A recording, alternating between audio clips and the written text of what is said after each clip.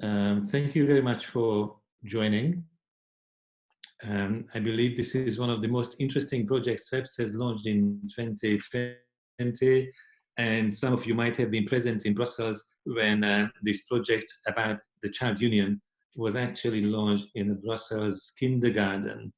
And we already received very interesting presentations about what is the origin of this idea to speak about a child union, when in the previous years, most of the discussions in Brussels was about a banking union, potentially a fiscal union, but also energy union and capital market union, and various other unions which were focusing on the economic aspects of the integration.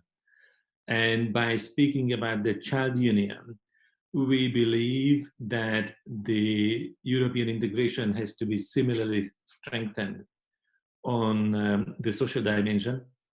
And these ideas have already been developed in the previous years in the European Parliament and various non-governmental organizations, umbrella organization representing social policy communities and especially the interest of children. So we invited experts and activists, advocates of this case from the Brussels environment, but also internationally. And we created this partnership with Pablo Iglesias Foundation from Spain, Društvo Progresiva from Slovenia, the Institute for Social Democracy in Hungary, and Reggio Children from Italy. Having mentioned this latest participant, of course, I should highlight that one conference would already have happened in March in Italy, and unfortunately, that was one of the first victims of the COVID crisis. And sadly, we had to cancel this visit to Italy, but hopefully there will be an opportunity at a later stage to catch up. But luckily, the coronavirus cannot stop the research. It can affect a variety of events negatively, and in a way, for FEPS, the main activity has been in the recent period to shift physical events to the internet and organize web conferences. Some of you might have joined in recently when we invited the Social Affairs Commissioner, Nicola Schmidt, more precisely the Commissioner for Jobs and Social Rights, together with Professor Anton Heemrijk, to discuss the very central concept of social investment. And I'm also highlighting this because today's topic, the child union, is very closely connected with the concept of social investment. In a way, these have been developing on the European agenda. It actually goes back to 2013, when in the very famous social investment package, we also included the recommendations for investing in children. And then at the time of the Irish presidency, by the way, it was possible to launch the European platform for investing children as well. Some people call it the soft side of the European integration, where you cannot actually legislate, but you identify the best available practices across the European Union, but also you can identify budgetary resources, especially in the European Social Fund, but also elsewhere. And that also makes discussion especially timely, because after a failed attempt, the European institutions again will try to adopt soon a newly reformed or even revamped European budget. And in that, I think it's very, very important to ensure that what serves social cohesion within the cohesion policy, especially what originally was dubbed as an ESF plus, might as well become an ESF++ and bring about additional resources for funding services. Needless to say, the coronavirus crisis will probably just enhance the needs for such support from the European Union. Many of you have been researching in the past years and publishing about inequality, and already opined in the last few weeks that the corona crisis is most likely to deepen inequalities, very unequal opportunities in various European Union countries, even in cases where the governmental response was relatively quick. This is a high risk, but where it was delayed, and in some cases it remains controversial because of the composition of the measures, the lack of a proper social dimension of the crisis response measures.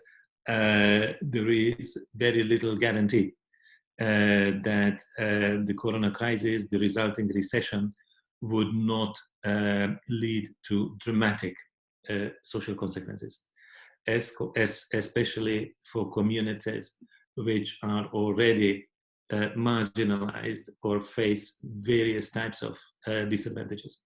So I will, together with many other participants of this project, I'm very much looking forward to hear the presentations about the progress with the concept of the child union and how it would need to be developed through this cooperation as well.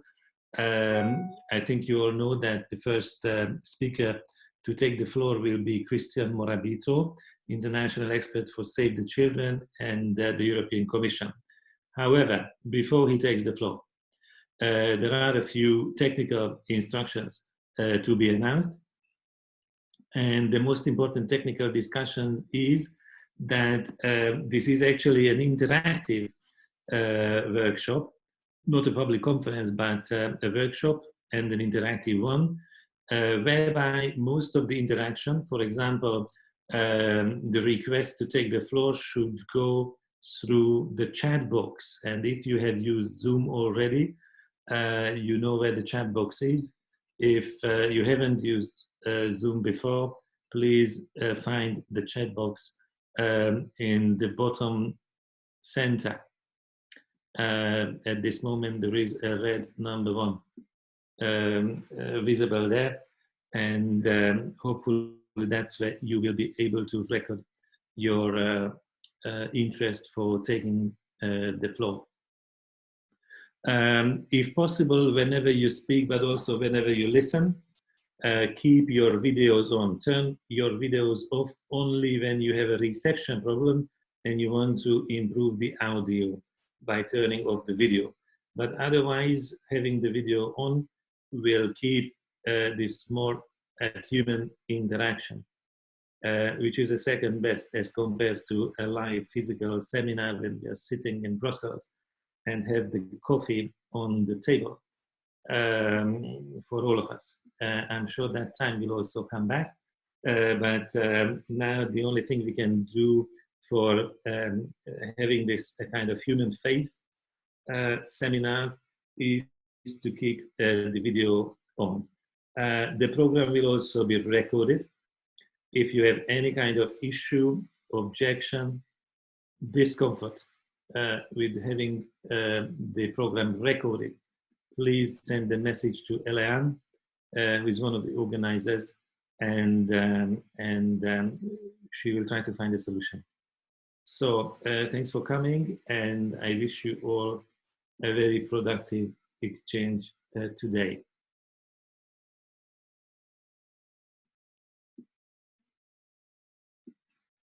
Christian, we go directly to you. You have the floor. I try to use the technology as the best we can. So to share my presentation with you. Voila. Can you see the presentation, all of you? Yes, we can. Ah, perfect. Okay. So let me start from what is the purpose of this study. I mean, as a study, of course, as a background for the child union. So the study that I'm in charge with Michel van den Broek, Federico Bellotti, and also the contribution of many researchers, especially on case studies, try to do a couple of stuff here. I mean, the first is basically to provide evidence about what works, and I will explain you what does it mean what works.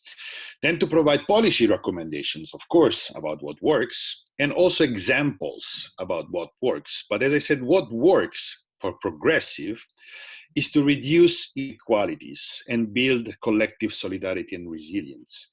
The last part is extremely relevant, as Laszlo outlined, today that we are facing one of the worst crises since the World War II.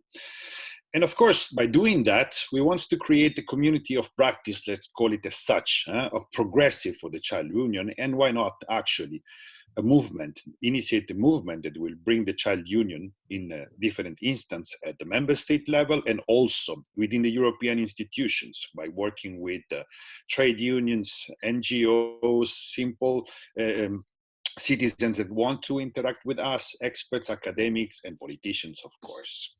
So, I mean, now, I mean, in the study, of course, it's quite comprehensive. But in this presentation, I will focus on the evidence. So the first part, what works? Because I mean, we have previous studies, of course, that outline the beneficial effects of participating in early childhood care educations for children who lives in most vulnerable households. In several life achievements, it can be education outcomes, but also earnings. And in general, I mean, we know the famous studies from Nobel Prize, Economic Nobel Prize, Heckman, that looked at the same thing on the cost-effective angle. So $1 spent on these programs, a number of dollars that comes back to the public in many ways in the future. So this is the main strain of analysis of the topic. But the few studies actually that look at the effects in reducing inequalities. And for that, actually, the evidence is less conclusive, but for us as progressive is more important and is essential because it's the core of our, let's say, historical mandate, which is to fight inequalities. So for that, early childhood care education is an important equalizer, of course, but must be complemented by other welfare and labor policies, tackling structural inequalities. It's the idea of the social investment. Laszlo mentioned the work of Anton Emmerich on that. So what we intend to do then is, sorry, I have a problem on moving my presentation. Okay, so the major constraint in understanding the interaction between access to childcare and other welfare and labor policies on children inequalities is data, basically, because data, you know, are scattered across different database surveys. So it's difficult to analyze individual partners. And then, of course, we tend to narrow to national aggregates and we miss information. So what we try to do with this study, which is actually quite simple, is nothing transcendental, is a model using individual outcome data, of course, from one source, and matching with data from macro-national and regional, from external sources. Let me explain a bit more. So we start from one data, which is very interesting, and a data set that is probably the best to look at this kind of patterns, which is the OECD program for international students that measure competencies of children at age 15 years old in mathematics, reading, amongst others. So what we did actually is to construct a variable looking at inequalities. And so we estimate the lower inequalities are when children living in households belonging to the bottom 40%, so the poorest, let's say, in social economic terms, are able, nevertheless, to reach the average EU score at PISA testing, mathematics and reading. Let's say that is similar to the concept of the SDG 10 on addressing inequalities. But in this case, they don't look at average score at PISA, but they look, for instance, at average of income. But we see, if we look at that measurement, huge inequalities, because only 15 and 20% of children in the bottom income, social economic income, 40 percentile, reach the the average EU score in PISA, while the percentage increased at 70% or more for the top 20. So you see the big difference in it. And then what we want to understand is whether these children, that it comes from this, the bottom 40 socioeconomic, the bottom 40 socioeconomic percentile, if they do something, in this case, they participate to ECEC, and also live in countries where, for instance, we have a prevalence of service of more than 30 hours per week, or where there's lower female unemployment, where there's lower rate of working poor, when of course we have lower risk of poverty, below the 60% national median. That's our data come from Eurostat. And also where you have a lower share of ineligible parents for parental leave, maybe these children in these conditions have higher chances to reach the EU average, so to be closer to the top 20. And actually is what we found. Now, okay, I will show you a couple of slides that are still, I mean, in the reports, there will be nice graphs and more explanatory. This is a bit more brute statistical, but I will explain you a bit that first data, for instance. I'm taking the case of, this is mathematics, okay? So looks at what happened when a child coming from the bottom 40 social economic status family enter early childhood care education program at 1 year of age, 2 years, 3 years, 4 years, 5 years, and 6. So when he enters at 1 year, he has 60% probability, more probability to having at age 15, so basically 10, 12 years later, more actually, 13 years later, overcome the EU average in terms of PISA score. So the closing the gap, basically, which is a big shift, considering that we're talking about 15 or 20% of children. But you see, as more as you enter late, let's say, so that's why it's important to participate and participate early, that probability start to decrease. And actually, when you are already, let's say, entering at age 6, but this is basically almost for many countries primary educations, it becomes negative. But then when we had also other variables in the pictures, and I will ask you to focus in the middle for the moment, and I will explain you on the left side and on the right side what's going on. So when we had other variables, we see that these variables has an important effect as well. For instance, look at whether the child lives in a country with service that are extended in terms of length, in terms of work, in terms of the hours per week. You see that at 5.81, meaning that basically it increased the chance of 5% more to then reach and overcome the average score at PISA at 15 years old. Female unemployment is an important effect, and also the countries where the risk of child poverty is lower. I have to say something about this variable, because this variable contains many aspects. We tested also other variables pertaining, for instance, in work poor.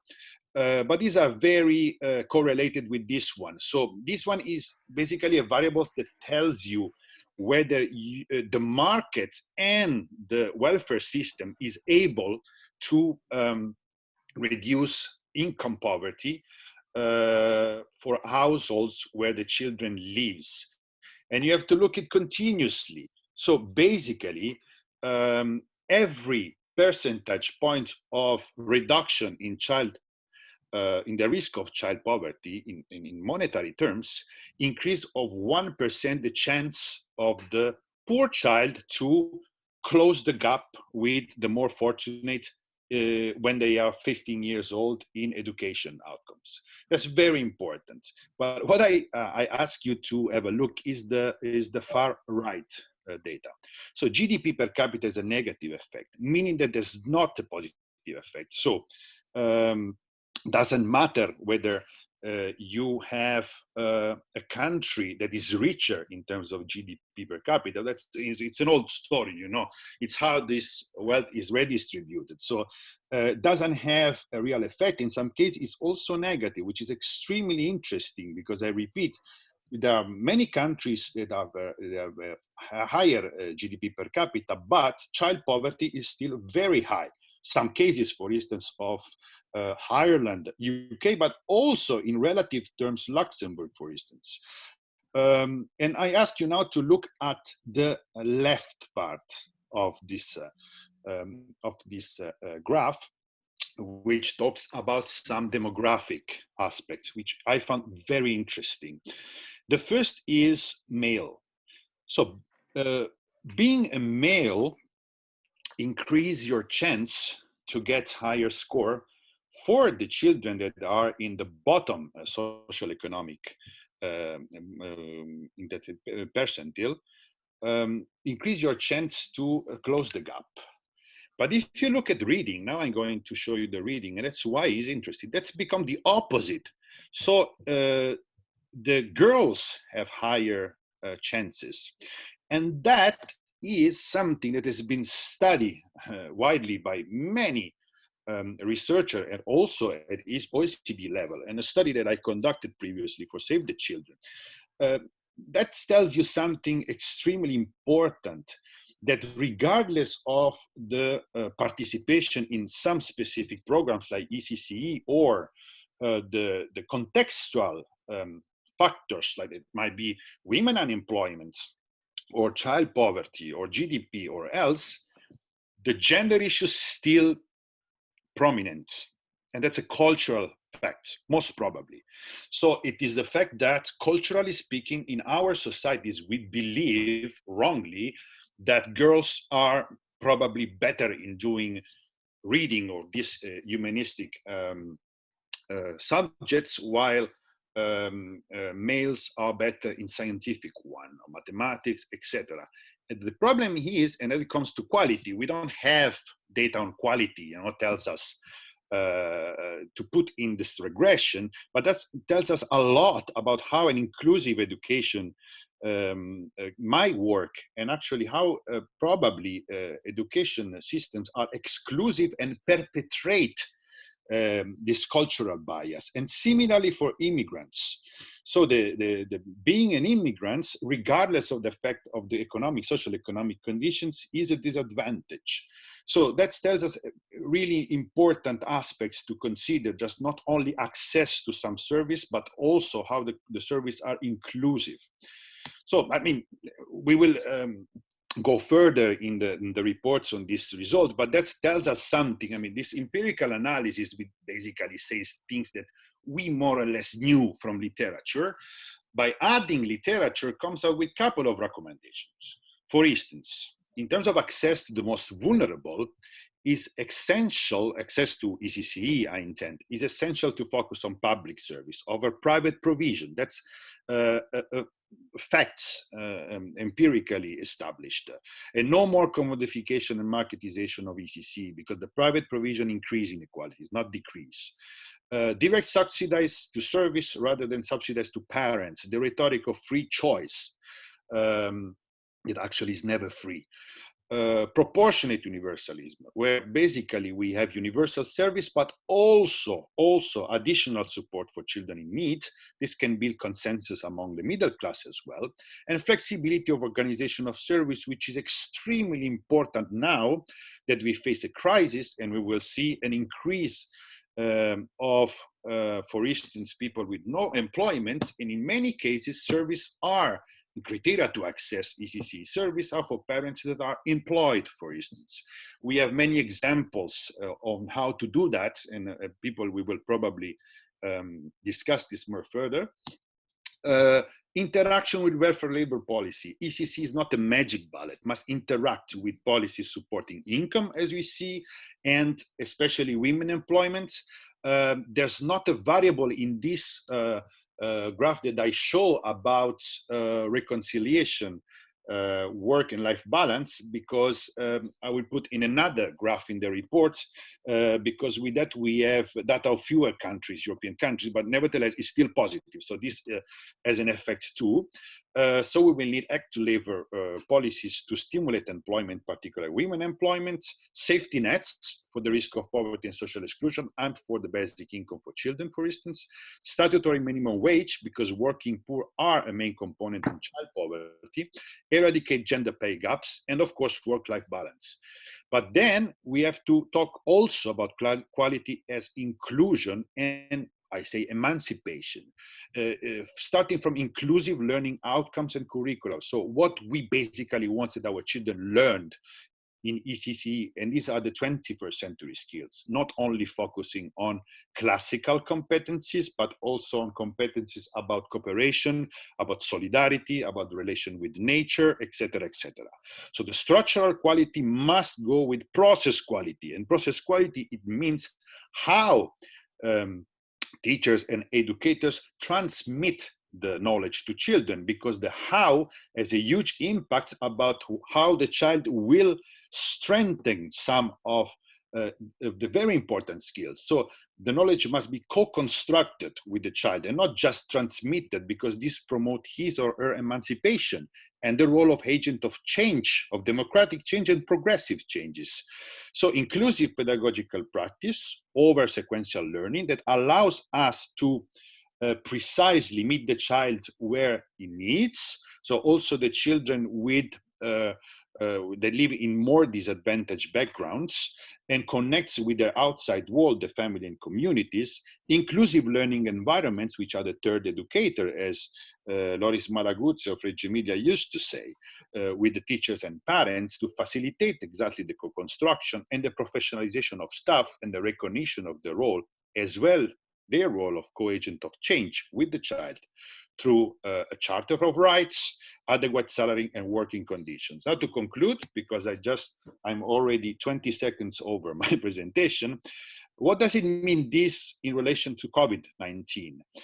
So we saw that this set of policies, ECCE, inclusive ECCE, and welfare and labor policies might have an important effect on fighting children inequalities, but COVID might actually undermine strategies to, for instance, expand access to vulnerable children, because we can see a defunding of public services and also the closure of some private or semi-private settings, increase then the financial contribution of parents, and of course decrease the disposable income, reduce places, and increase inequalities in access, and of course inability of parents to come back to work, and the most vulnerable. So it's that we have a risk actually of increasing inequalities among children and increasing inequality among parents with the crisis that we are facing. So the child union now, okay, before it was already important, but now is a fundamental policy response to COVID,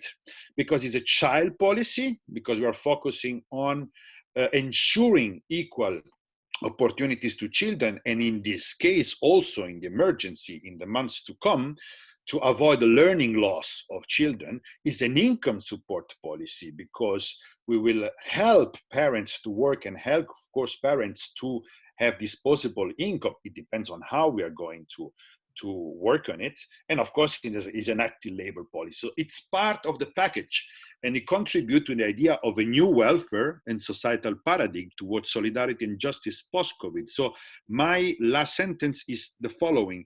I was part of the people who initiated the child guarantee with Save the Children and people from the S&D. Child guarantee is a very important initiative, but is part of the story.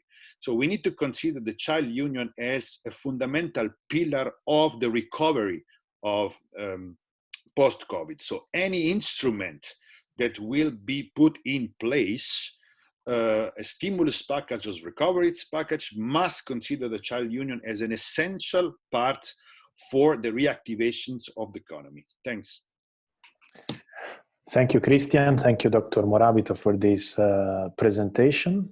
I'm David Rinaldi, Director of Studies and Policy at the Foundation for European Progressive Studies, and I will take you through the first panel, the first discussion today. The second one being more focused on the specific case studies that have been mentioned, Slovenia, Spain, and Italy in particular. Instead, in this first block of comments, we would like to focus more our discussion on the place that early childhood education and care has within the welfare system of the future, particularly in the welfare system that we want to have and to relaunch after the emergency of the pandemic is dealt with. We are here today not only thanks to the Foundation for European Progressive Studies, but the entire research and the event are run in partnership with Pablo Iglesias Foundation, Deusto Progresiva, Institute for Social Democracy of Hungary, as well as Reggio Children in Italy. So thanks a lot to all the foundations and all the project managers that helped us to put together these impressive lineup of speakers. We are at the moment 47 participants, but despite that, we are technically not a conference, as Laszlo Andor said. We are an expert. That's an expert group, and we host here 4 top experts. I introduce them in the order in which I will ask them to intervene. We ask them, each of them, to present for maximum 7 minutes. So we'll try to be strict on that, but I'm sure that they all have extremely valuable material to share. First is Yuri Belfali. She is heading the early childhood and school division at the OECD. After her, we will give the floor to Kate Piquet, that probably you know because you must have read The Spirit Level. She's professor of epidemiology at the University of York and also co-founder of the Equality Trust. Then we will give the floor to Luz Martinez Seijo. She's spokeswoman of the socialist group at the Spanish Congress, and also she sits in the Committee on Education for a national viewpoint. And we will instead conclude with Santina Bertulessi as Deputy Head of Cabinet for Commissioner Schmidt. And she's hopefully telling us how we can include some of these discussions and objectives in the upcoming work that the Commission is putting forward. But without wasting other time, Yuri, I would like to give you the floor. I know that you have a short presentation as well. Yes, David, I have a trouble uploading the PowerPoint. If you could share the PowerPoint, that could be helpful. Yes, you can. Thank you. If you want, you can start, and me and my colleague Julian, we will upload it immediately. Okay, thank you very much. So good afternoon, everybody. Pleased to join this discussion on the important topic.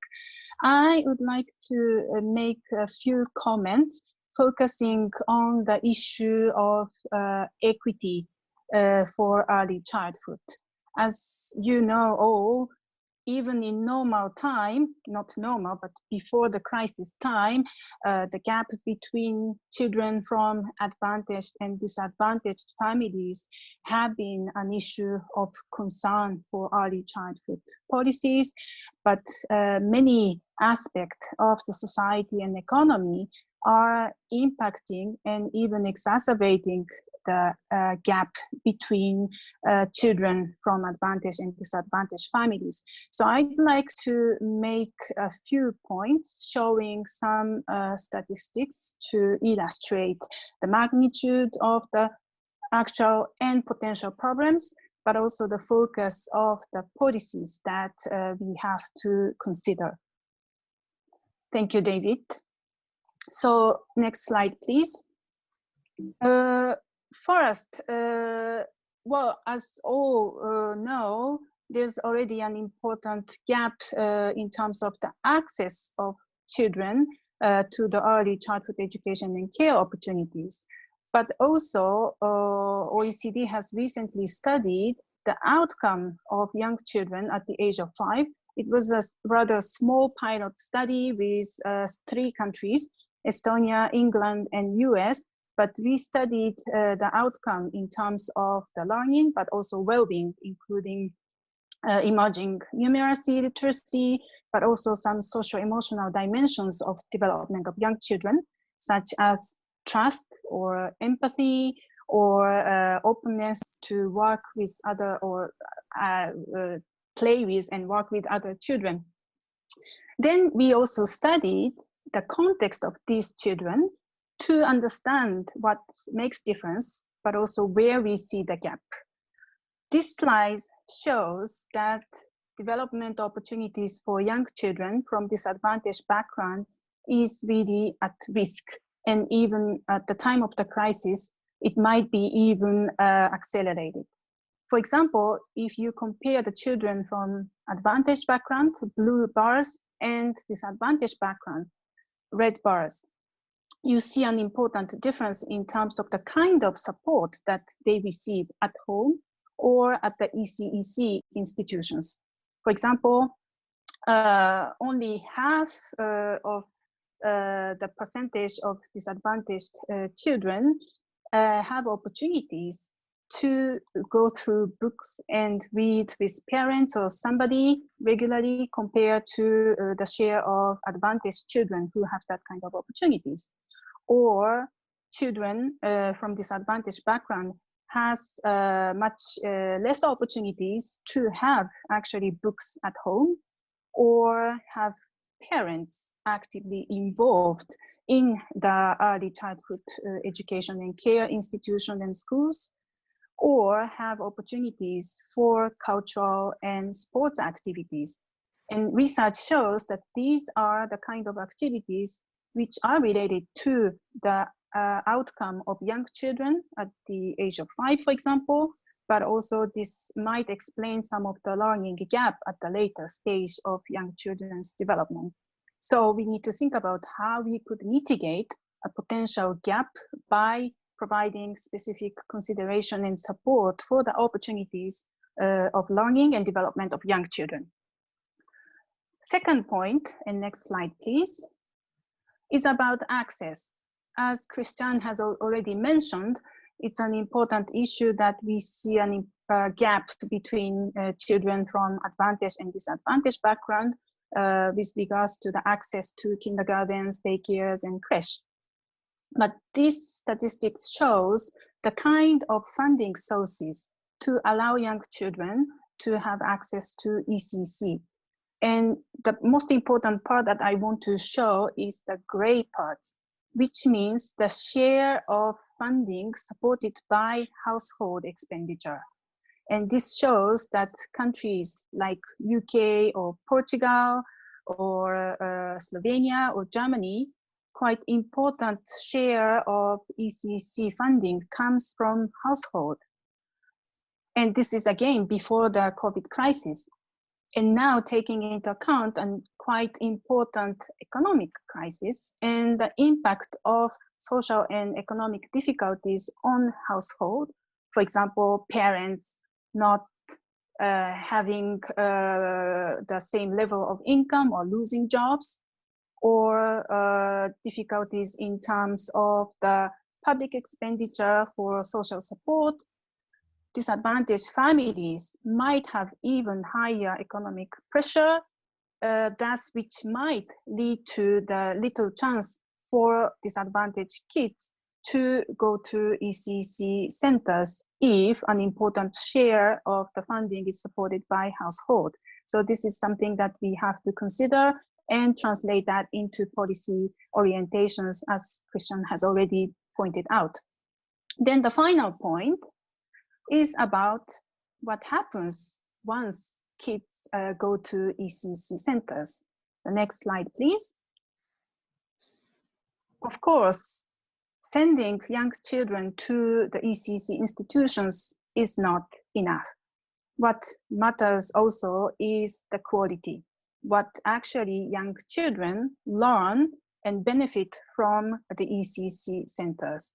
And one of the important dimensions is the process quality, the kind of experience that children have in ECEC centers, the relationship with educators, relationship with other kids, or relationship between parents and the community of the ECEC centers and schools.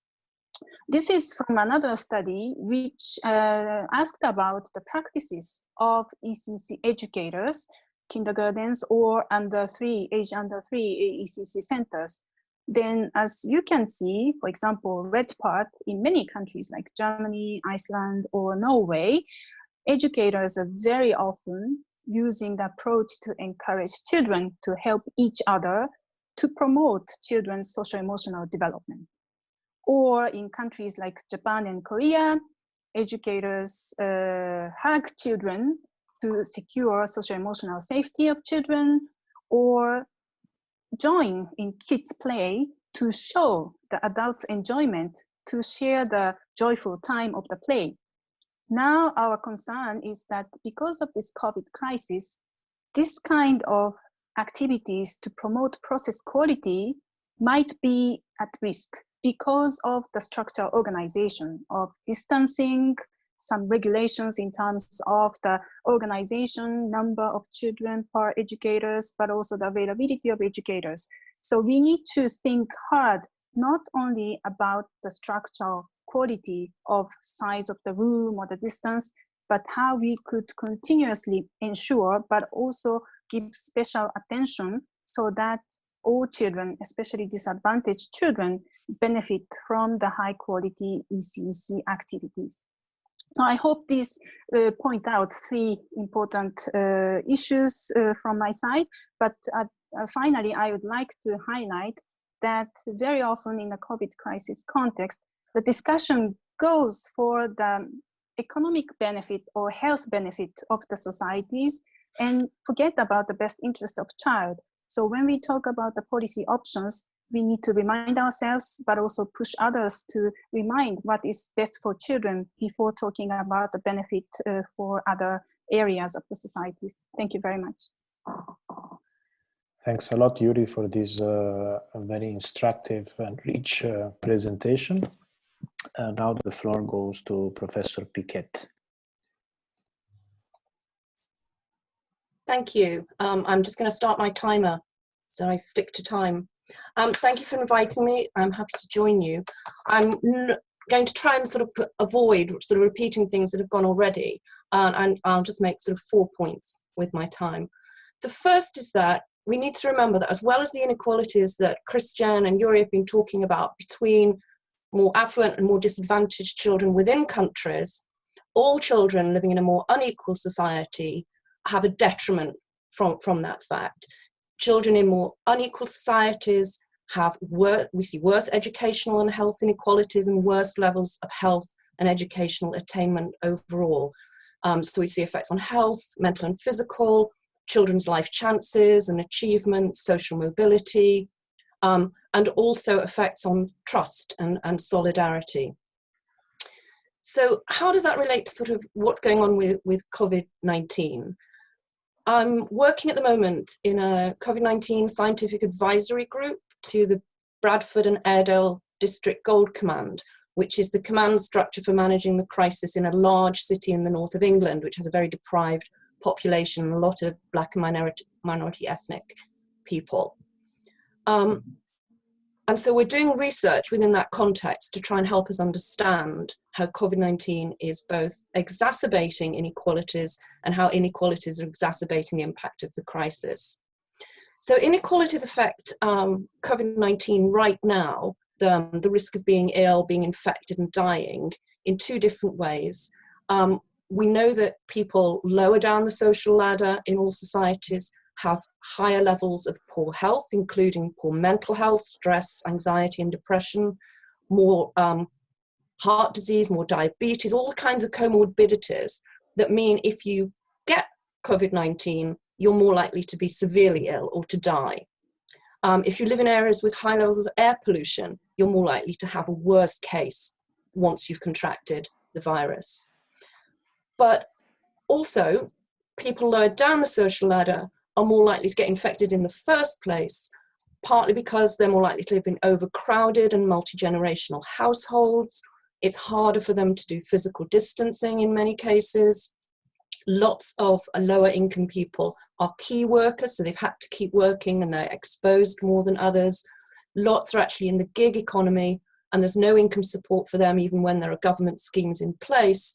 And so they've tended to keep working even in risky environments because otherwise they have a complete loss of income.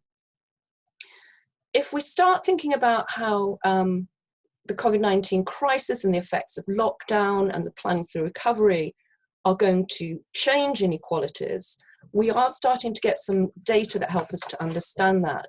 So in Bradford, we have a number of very large studies of families, of elderly people, and of pregnant women, which are ongoing. And we've been collecting information about people's socioeconomic circumstances, their family circumstances, and their health before the COVID-19 crisis. And now we're doing surveys with them to try and understand their experiences under lockdown. We've had data back now from over 1,600 parents. The pregnancy surveys, the elderly surveys, and the child surveys are starting this week. But among those who've returned data already, we've got about 40% of parents with depression and anxiety. That's clinical levels of depression and anxiety, measured with validated scale. And a lot of them are worried about the mental health of their children. About a third are worse off now than they were before the crisis began, and that we expect to increase. A third are worried about the job security of the main earner in the household, and about a quarter are saying they can't always afford the food that they need. And 10% of them are actually reducing portion sizes or skipping meals to enable children to be fed. And about 1 in 10 families worried about having their houses repossessed. So all of these reasons and everything that Christian and you've talked about before mean that we will see an increase in all kinds of inequalities, income inequalities, other social inequalities, health inequalities, educational inequalities, as a result of this crisis, unless we shift our policy to try and mitigate and ameliorate those problems. We are also seeing that children who are eligible for services during this time, who are eligible to go to early childhood programs or school, are not going. And often that's due to fears of parents, or it's due to problems getting children to and from places if you can't use public transport. So lots of concerns, and a lot of concerns about children who have special educational needs or disabilities as they're at home with families who are really struggling to cope. I think I want to sort of end on a more positive note. There are some positive things coming out of this crisis, including the fact that we are seeing quite an epidemic of social solidarity, community support, neighbours helping one another, a lot of that. And we need to think about ways that we can keep that going as we move forward out of the crisis. And Kristen, I'm struggling to move my slides. I'm also aware of movements all across the world of networks that are pushing forward for building back better, during the recovery from the pandemic, thinking about how we build better societies. The efforts that FEPS are involved in and are driving are just one of those. This is something that came out today from the Wellbeing Economy Alliance, for whom I'm a global ambassador. They've come up with 10 principles for building back better. And this is just one of many efforts worldwide. And I hope we can find ways to connect those so that we both amplify what FEPS is doing and trying to achieve within the European Union, but also we help amplify the work that others are doing worldwide to protect children all over the globe. And I'll stop there. Thank you. Professor Piquet, thanks a lot. Actually, this concluding argument of yours of getting back to a new type of society, it's the perfect introduction for the more, let's say, political angle of our discussion. I would kindly ask Luz Martinez Seijo to take the floor. She's the spokeswoman of the socialist group in the Spanish Congress, and the Spanish government has been very much involved and committed on improving the life of Spanish children. What is the impact that this COVID crisis bring, and actually what are the plans for transformation of the welfare? Hello, good afternoon, everyone. It is my pleasure to take part in this webinar and share expertise about early childhood education. I would like to start by pointing out the importance of early childhood education for us, the socialists. On the one hand, I want to focus on analyzing the situation of early childhood education in Spain, how we consider it and where we are at this point. Early childhood education is divided into cycles. The first one is for 0 to 3-year-old kids, and the second one for 3 to 6. We have a high enrollment rate, almost 100% for the first cycle. We managed to achieve this rate in 4 years when we passed the Organic Law of Education in 2006. We invested an enormous amount of resources in making this cycle free for families. Let me clarify that this cycle is optional, voluntary. Our current challenge at the moment is to go further in the enrollment rate in the first cycle, that is, the youngest ones. Our legislation already considers this cycle as educational, not simply family assistance since the 2006 law, but there has been no national legislation to develop it. So our different communities, our different regions have worked it up in different ways and with different management models. At the moment, we are about to initiate a legislative process. Our aim is to promote this cycle and to have a common legislative development for the entire territory in Spain. That is, to set common minimums for curriculum, educators, spaces, care, etc. We consider that early childhood education has great advantages for the future well-being of individuals. First, it is a means to provide equal educational opportunities. It increases the probability of reaching a higher level of study for students who are disadvantaged because of their background circumstances. Secondly, early childhood education not only improves the cognitive and non-cognitive abilities of students related to their school performance, there is also evidence that it improves their success in adulthood. So, given that preschool education is of great importance in the educational system, an extension of this cycle should be considered as a priority, and we are fighting to make it available for all families and free for those socioeconomically disadvantaged children who don't usually attend this stage of schooling.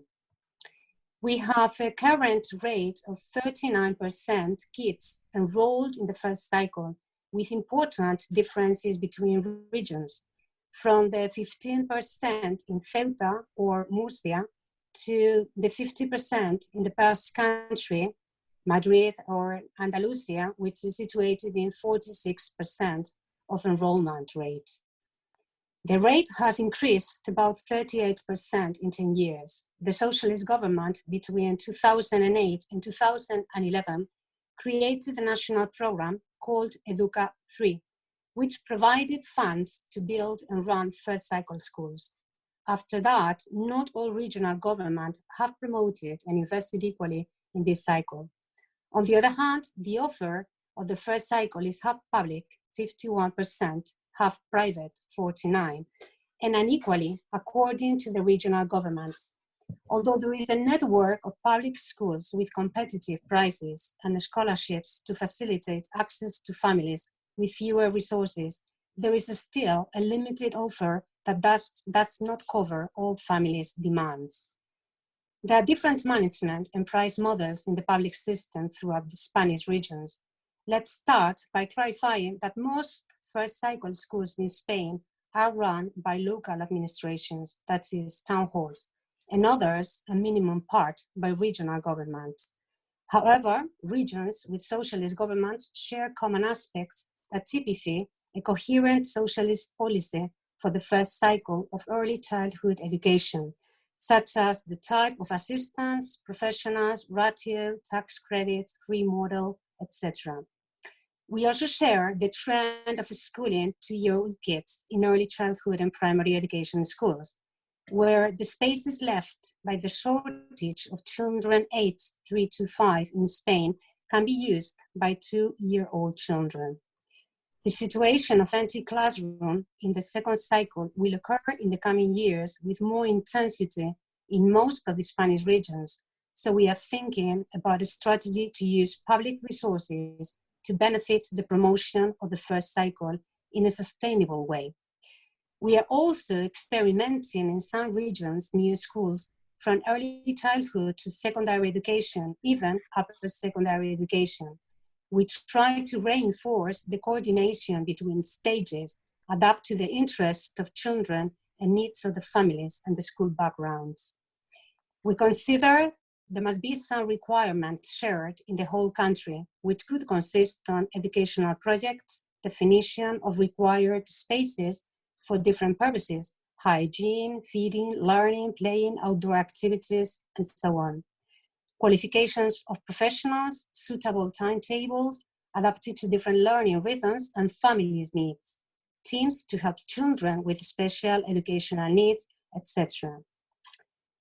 The cost, of course, there are differences in fees for families, scholarships, and grants. We defend a tendency to offer free places and a guarantee of a free place for lower incomes. Most of our governments finance programs for families which consist on discounts from 10% to 100% of the price of the service, depending on the family income, number of children, and attendance of several children at the same school. Some regions offer free schooling for 2-year-old kids in early childhood and primary education schools.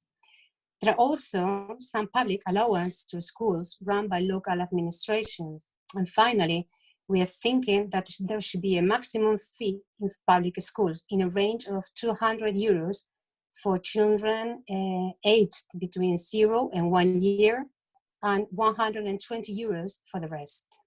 Finally, we are concerned about the impact of the COVID-19 crisis.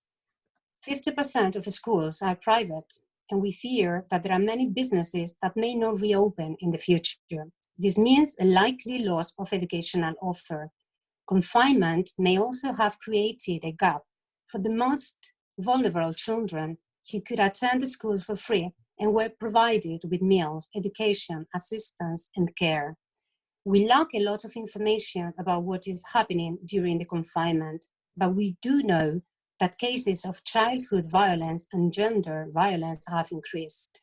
We are also concerned about the digital and learning gap, as these months can be unrecoverable for many children, especially the most vulnerable, coming from disadvantaged economic backgrounds.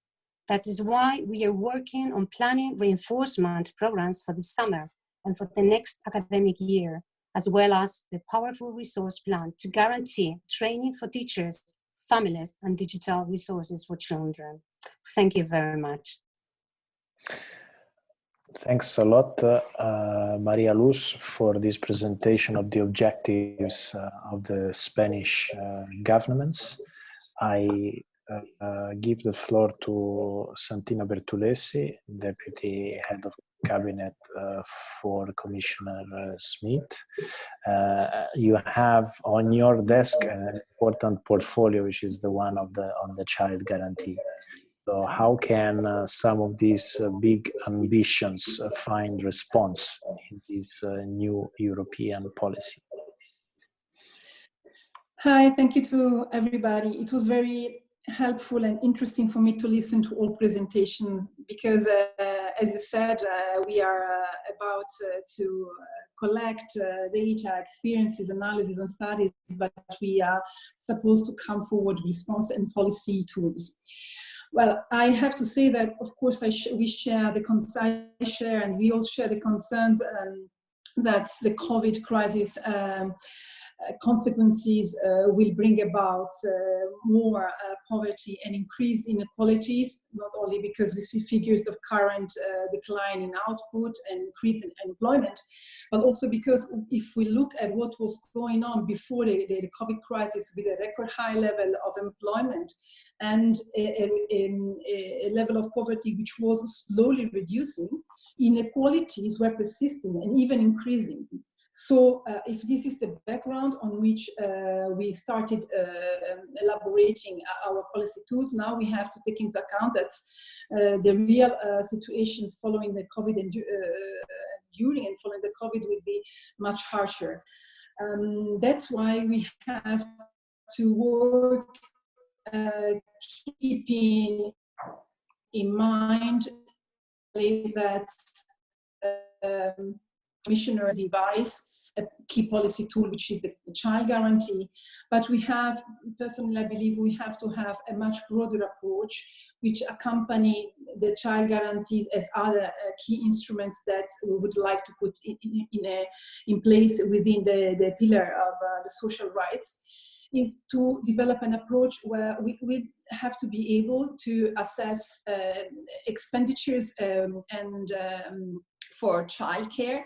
We were now listening to the case in Spain, and since we are ready to put forward policies and tools which would like to be more effective than those put forward before, we have also to be able at a certain point to assess how the impact of social transfer is working on poverty. If we put in place such social transfer, and we do so, we want to do so, we need to develop a tool which is capable to assess distributional impact assessment, to measure how we are able or unable to really shift the income distribution. This is important to say because we have to look at the tools which the semester and the scoreboard will put forward if adapted to and connected to the tools that we want to put forward. These in general terms before getting into the tool. We know that this commission, the president herself, committed to tackle child poverty and to come forward with the child guarantee. This commitment is very high on the agenda of the commissioner, of Commissioner Schmidt, and because it's clearly our objective to tackle child poverty, as breaking the circle of poverty means to reduce poverty and inequalities where it is relevant at the level of childhood, to avoid having poor adults and poor family and poor households continuing and repeating the cycles. We are working at these, the child guarantee, keeping in mind that it is an element of the broad strategy and implementation of the pillar. And actually, time-wise, the child guarantee and the implementation plan for the pillar will be very close. Also, to give a signal that the child guarantee really has a key importance, strategic and political for us. And it was very also interesting to listen to you, as you are really focused on your studies, really focused on the benefit of early childhood education and care, of a certain approach, of course, in ECEC, because the approach for the child guarantee as it is intended at this stage is that we will target really children in need. And differently from the previous strategy that the Commission had put forward, which was investing in children, having as an approach which was devoted to all children, the child guarantee, in our point of view, has to be effective. It has to englobe and encompass a core of basic services to which access, affordable or free, has to be guaranteed. The core services that we have, that we consider being necessary to be part of the child guarantee, have to be able to tackle poverty and inequalities. That's why children in need means not only children who, with a poor background, but children disadvantaged in terms of migrant background, of disability, or because placed in institutions. In this sense, it's so who we target and what is the core services. We go beyond the early childhood education and care, and we target, in line with the studies and the preparatory action that the Commission had already commissioned before, we target education, we target healthcare, nutrition, housing, decent housing. And an aspect which I was really comforted to hear also from Yuri, we also target participation, qualitative participation in culture, sports and leisure, because this is also an element of integration. Well, this is the package of the core services that the child guarantee should ensure, because when we mention guarantee, it means to provide something effective. And of course, as member states have very different starting points, accessibility, affordability, and availability of this service are key, and the balance between free access and affordable access need to be assessed and devised in line with the different situations. The key principle, I would say that for sure, a high political engagement, outreach, as you mentioned, some of you mentioned before, we need to reach also those children that so far have not been reached with other measures because the national, local and regional level were not connected enough. Long-term strategy, planning, responsibility and coordination, and of course funding, because we have too much policy with funding. This brings a bit to the analysis that I have listened to about how, with the data that Christian was giving us and also feedbacks on the current impact, we need to have disengagement, the political engagement from member states, and we need to have them defining multi-annual strategies. And multi-annual strategies which are coupled with action plans. And since many of you were mentioning also, and it was the case also, and Professor Pickett, the reality that he called the local realities. National action plans need to take into account the regional and local realities, because services to the communities, to the children in need, are provided at local level. That's why we would really insist on the structure and the governance of the child guarantee. We want to reach those levels. And ideally, we would like to create responsibility and commitment that a responsible entity or coordinator be identified at each member state according to the organization that they put in place, and to have a coordination at EU level among those coordinators steered by the Commission, so that a kind of high-level group monitoring the implementation of the tool of the child guarantee is there, carrying out assessment and sharing best practice, and then devising the best way to measure and monitor, because also even the Court of Auditors is asking us so in terms of performance, of and then using the semester and the scoreboard. And here I would really be interested in your contribution, also how to update and better profiling the tools and the measurement that we use in the scoreboard. I think that we need a qualitative leap also in the scoreboard. Your input there will be very much welcome. As far as the funding, as of course, funding needs too much policies. Now there is a commitment to put forward a recovery plan with an enhanced MFF and a recovery fund.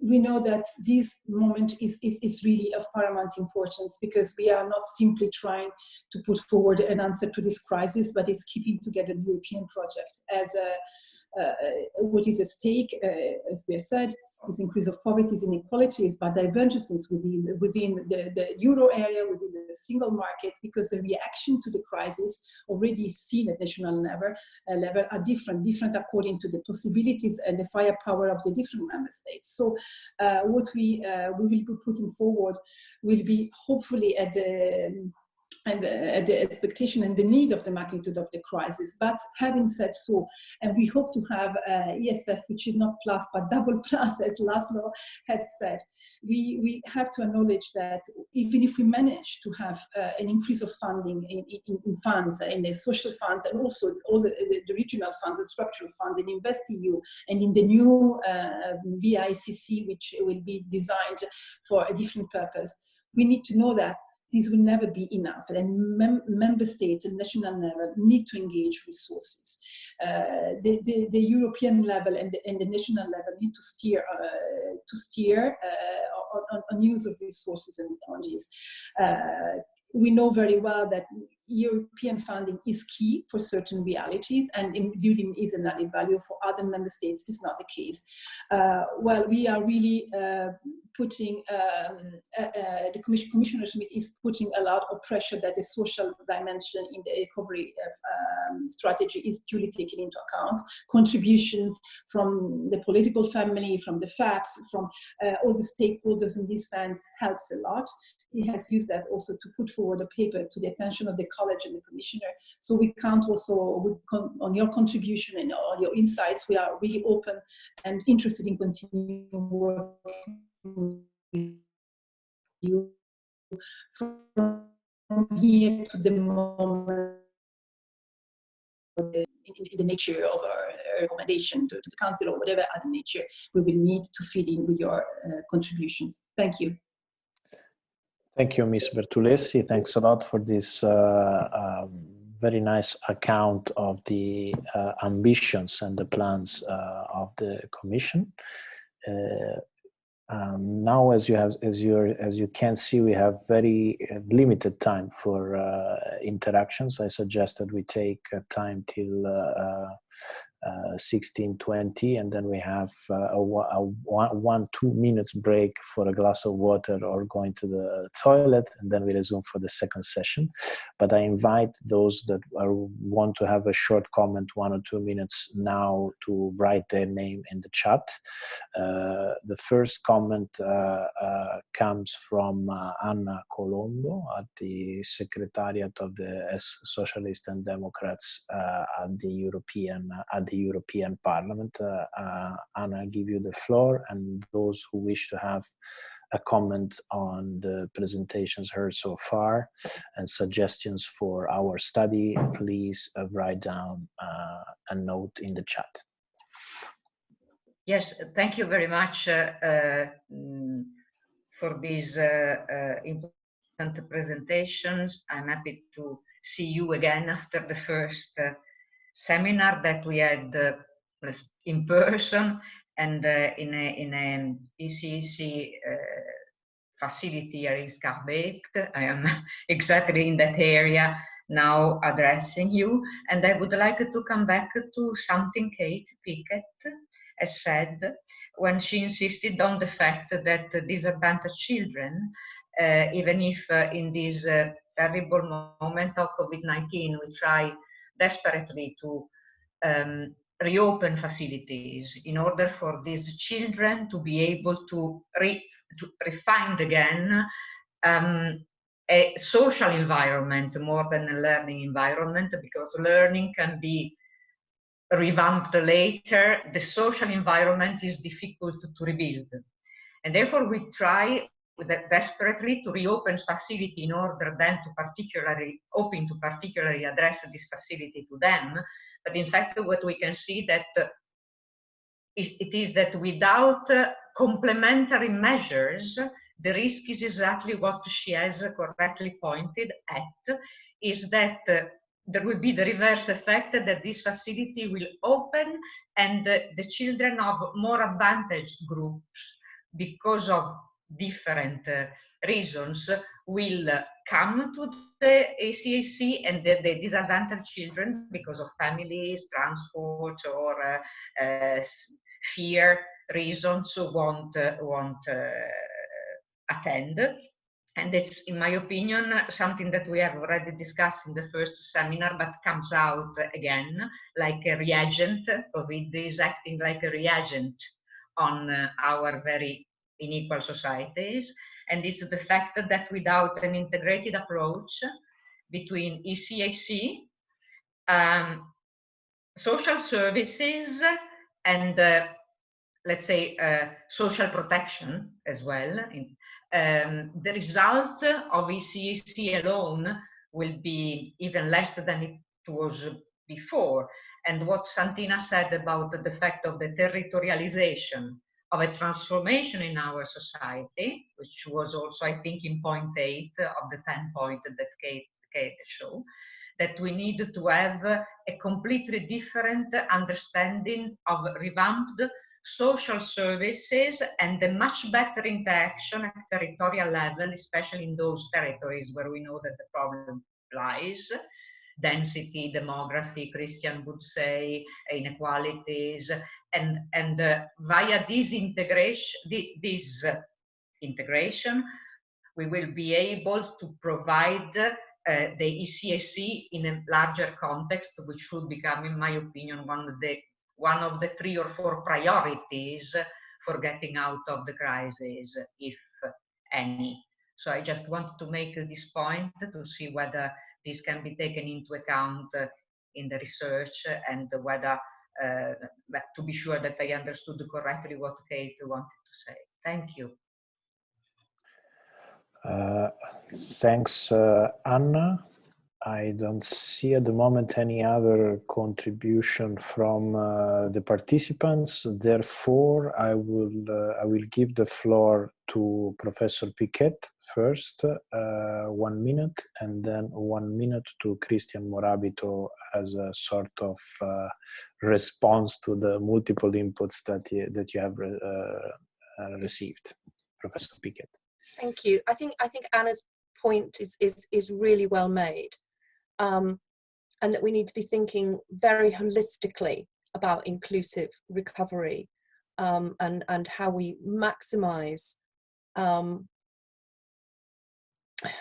providing to those who have the least. And I've been quite interested to see that Amsterdam is planning to use Kate Raworth's donut economics model. Some of you will know that, to guide its recovery, which that model creates a safe and just space for humanity by outlining what social floor is needed, and that includes provision of services and education, but it also talks about what planetary boundaries must not be exceeded. You know, and we have seen an improvement in air pollution and a drop in mortality from air pollution during this crisis.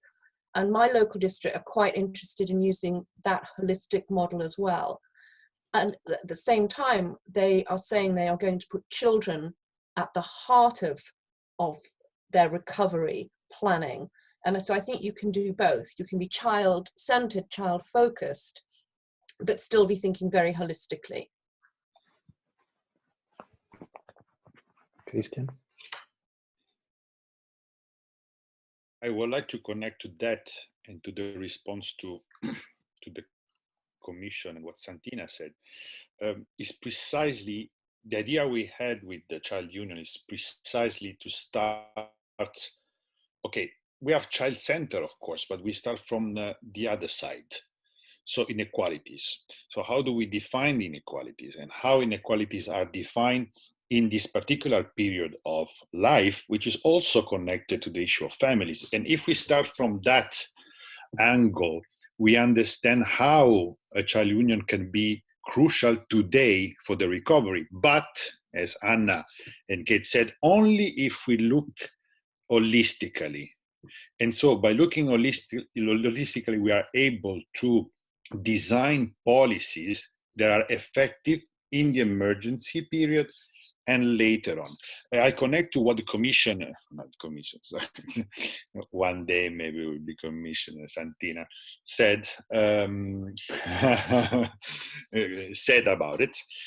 I mean, we have some tools at European level, but the issue of measuring the impacts of whatever policy we do is extremely important, because it's a fight that lasts for years on having on social scoreboard the idea of understanding the distributional impact of it, but not only at the macro level, but also at micro level, whatever funds we distribute as well, because the way that you measure this gives you only also and inputs on how you can better design and how you can better design in a holistic manner. So starting from inequality, not for children. I mean, I'm sorry to say that, but it's like my point of view. So starting from the bigger picture of inequality, understand how children are into this picture. You see also the link between children and the rest, and how you measure is extremely important, or how you evaluate your success, let's say, is extremely important on how then reflects when you design the policies. So it's important to start from the inequality and start from the measurement. So the end of the story. So how do you measure the impacts? At macro level and scoreboard, essentially, but also in my view, at more micro level. So the impact assessment, how do you do ex ante ex post analysis on the effects, on distributional effect on inequalities? And maybe if we are able to do that, it will be a huge step forward, because the fight that we had many people here in this screen for years at European level. Thank you, Christian. This concludes our first part. I would like to thank all those that took part. What we do now is that those that can't stay with us don't disconnect, so we remain connected, but we take 2 minutes maximum break to stretch our legs, have a glass of water, run to the toilet, and we gather here back in exactly 2 minutes with a new host, Professor Van der Broek, that is already connected, and we will have a focus on national case studies and best practices. Thanks again. Given that there has been said a lot about also monitoring at the European Union level in the social scoreboard, we will make sure that we will also invite you to the next events for another research project that we are having at FEPS on the transformation of the European semester. Maybe it can be useful a little less to deliver on macroeconomic convergence and a little bit more on delivering on SDGs related objectives and inequalities, including well-being for children. That's another aspect of the research we are carrying out, and happy to connect with you on these topics as well. 2 minutes, so at 4:25 sharp, here with Professor Van der Broek. Happy glass of water.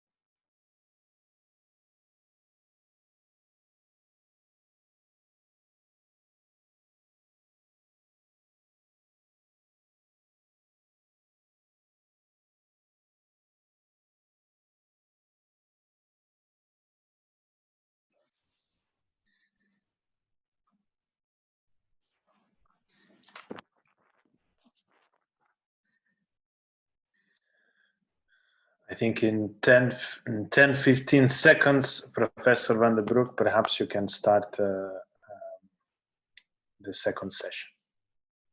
I will try to share the screen. Let me see. We cannot hear you at the moment. You don't hear me? Oh. Kate is nodding. You are hearing me? Yeah. Okay. Now, yes. Sorry. Oh yeah. Okay. I just try to see how I can share my PowerPoint, but I don't see how to do that.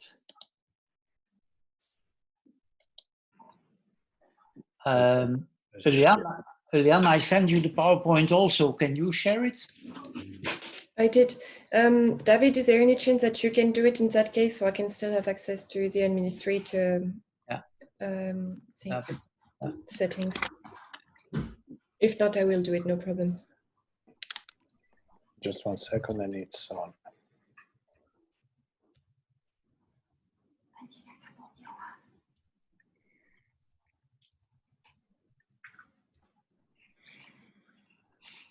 Okay, thank you.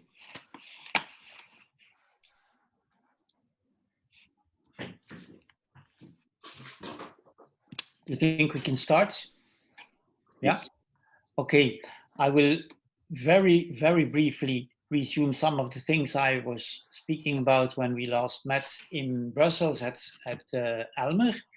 And so we talked about something that relates strongly to what Anna Colombo said, that early childhood education and care is not just a learning environment, it's also a social environment. And it was about the potential of early childhood education, potential influence not only on children, but also on parents and on local communities.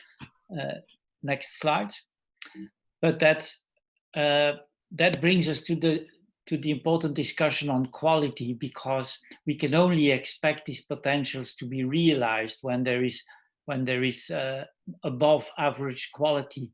And what that exactly means is that what really matters is the process quality that already Christian also talked about. It is what actually adults do with children and how they relate to children in an educative and in an emotional way, in both.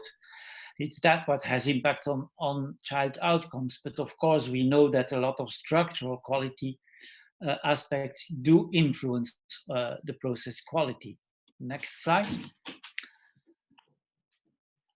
And so the structural aspects that really matter and that influence the environment in which the adults work with children is, of course, first and foremost, the workforce. It's both qualifications, but it's also support and it's also working conditions.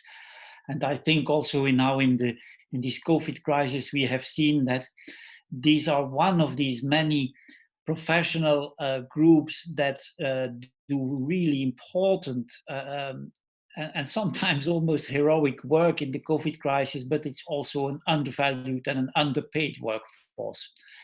Next to that is, of course, curriculum, number of children per adult, and the physical conditions. Next slide. And so it's that what influences emotional and educational support, and they are both important. But what needs to be remarked, next slide, is that almost all international studies that looked closely to quality and to this question, is the quality sufficient to have this impact on children? We see that the educational quality, and especially the quality of the feedback that adults give to children and the modeling of language, is under the level of what is needed to have to expect the potential outcomes in children. And that has a lot to do with professionalization of the workforce. Okay, that is a very short introduction. We can now finish that and come to the panel. And we have a very interesting panel with different experts.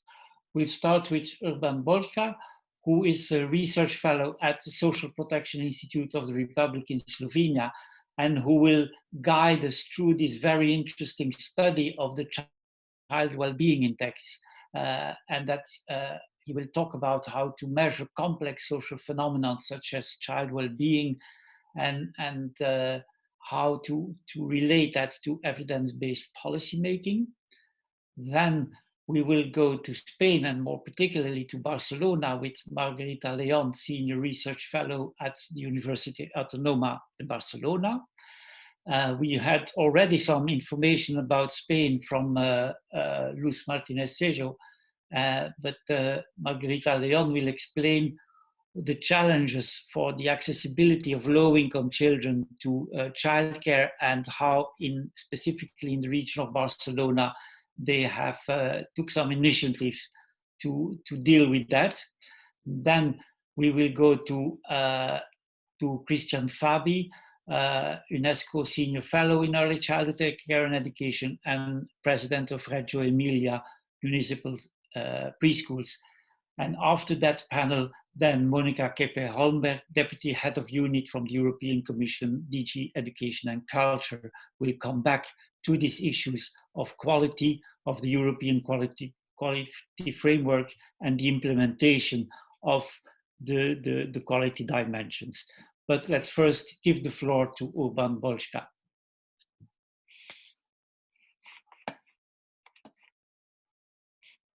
Okay, so hello. Hello. Do we hear each other? Mm-hmm. Yeah.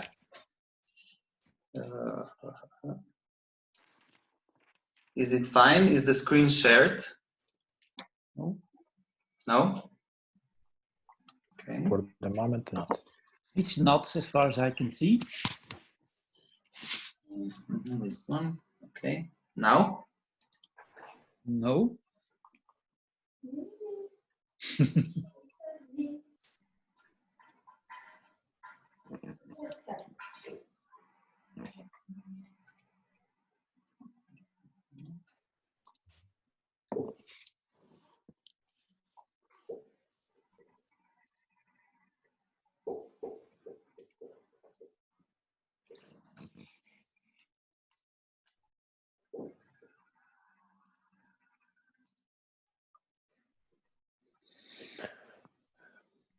The shared screen function should be right in the middle of your Zoom window, and then you can choose. Yeah, I know.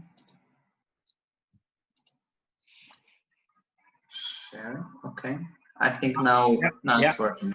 Yeah. Okay. Fine. Thank you. Thank you. Thank you for the invitation.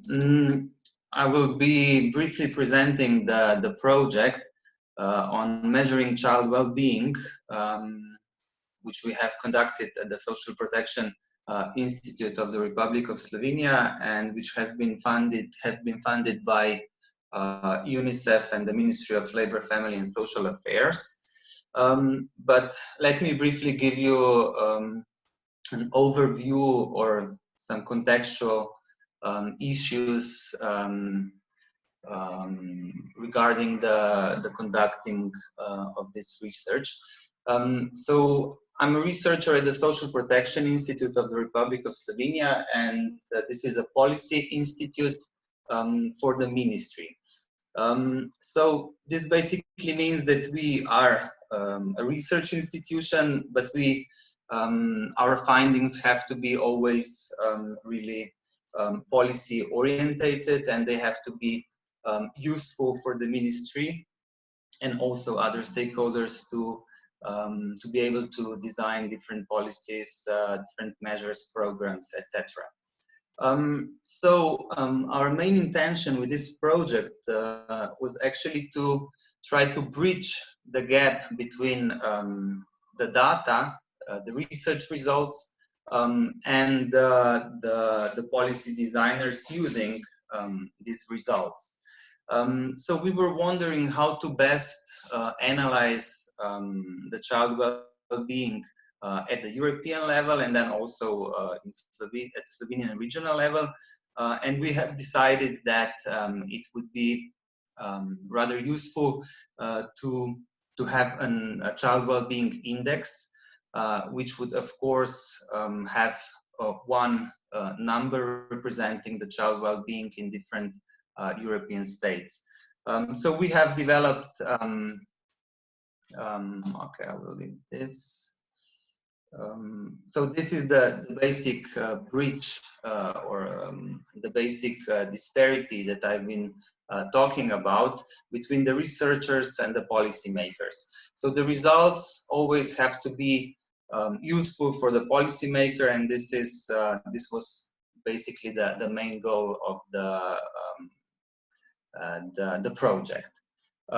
So we were wondering how to best present the results. So usually these indexes just have these different numbers, the rankings, but they don't tell a lot about which policies or which socio-economic factors actually influence the results.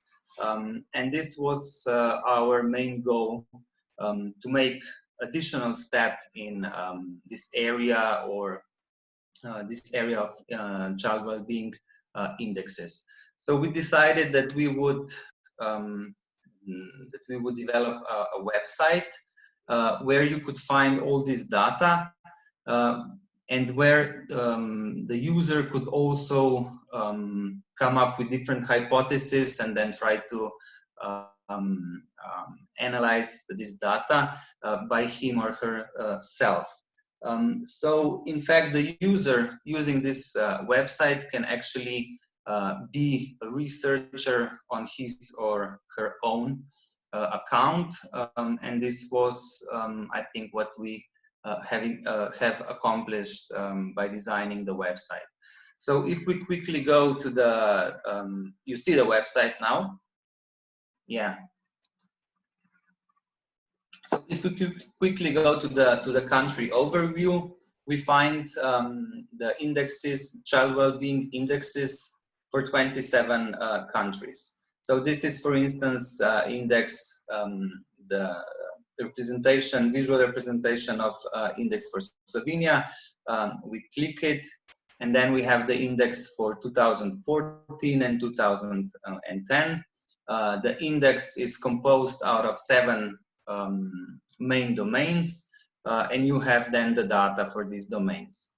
Of course, if you want to sort of compare the countries, you have, of course, the classical rankings, where in 2014 Norway leads the ranking, then Finland, Netherlands, Iceland, Slovenia is at number 6, and this was actually the only result that Slovene media has actually picked up, one of the main results, because this is it's a good result for Slovenia, and therefore the media was interested in this. What I was saying before about the contextual design of the index and the need to make a step further in index development, what we have done is also to design the index based on child well-being outcomes, and not on different socioeconomic variables of different countries.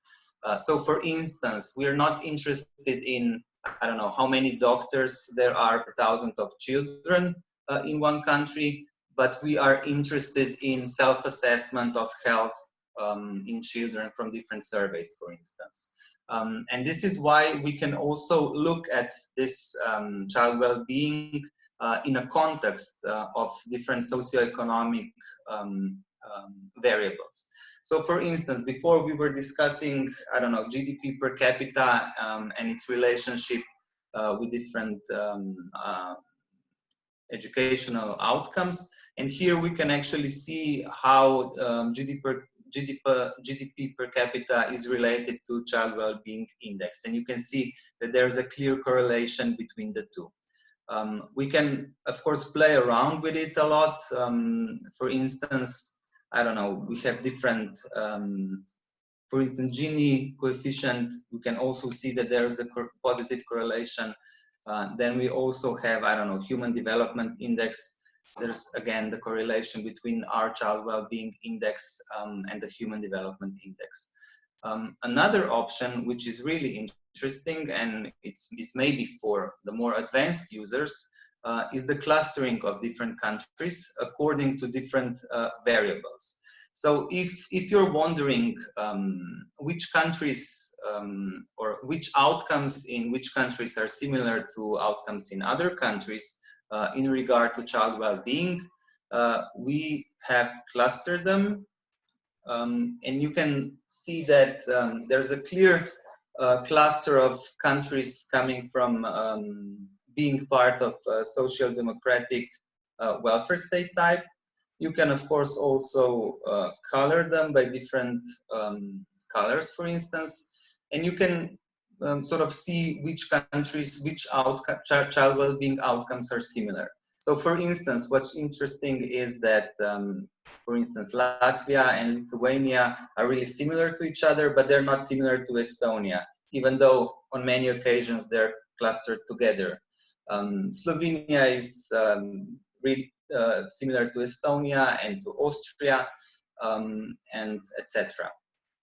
What you can also see that, for instance, the CEE countries are not a cluster on its own when it comes to child well-being outcomes. And this is sort of an important finding because many times these countries are clustered together.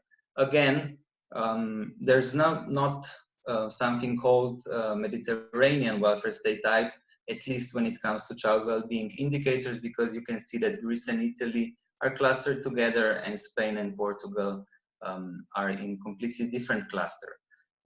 You can also observe these clusters in different time points. So we can go to 2010 and you can see how the clusters change.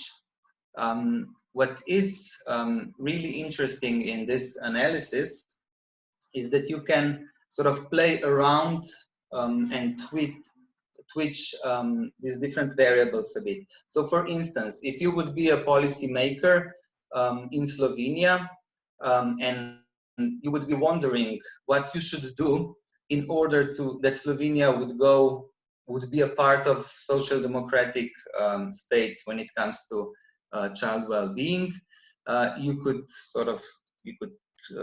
choose, for instance, Slovenia. Okay, and then you would, for instance, improve some indicators. I know that Slovenia does really well doesn't do too well in behaviors and risks, so you can choose them, and you can see where Slovenia moves if you increase daily breakfast consumption, for instance. So if children would eat breakfast more frequently in Slovenia, the clustering then changes. If they wouldn't be so overweight as they are, Slovenia would already move really close to social democratic states. If the children wouldn't use drugs as much, and for instance, if they would not fight as much and would be more physically active, Slovenia would then be part of the cluster with the most advanced countries. So this is just an exercise how to get policy makers and policy designers and decision makers to think about the importance of designing policies which would indeed affect these indicators in a positive way, and they could see how actually the child well-being in different domains would then improve. So this would be on my side. Thank you.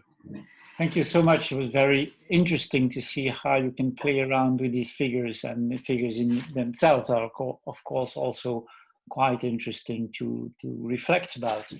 But let's, without further ado, pass the word to Margarita Leon, who will bring us to Barcelona.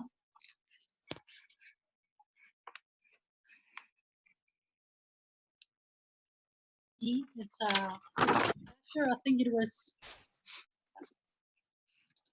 Oh, can you hear me?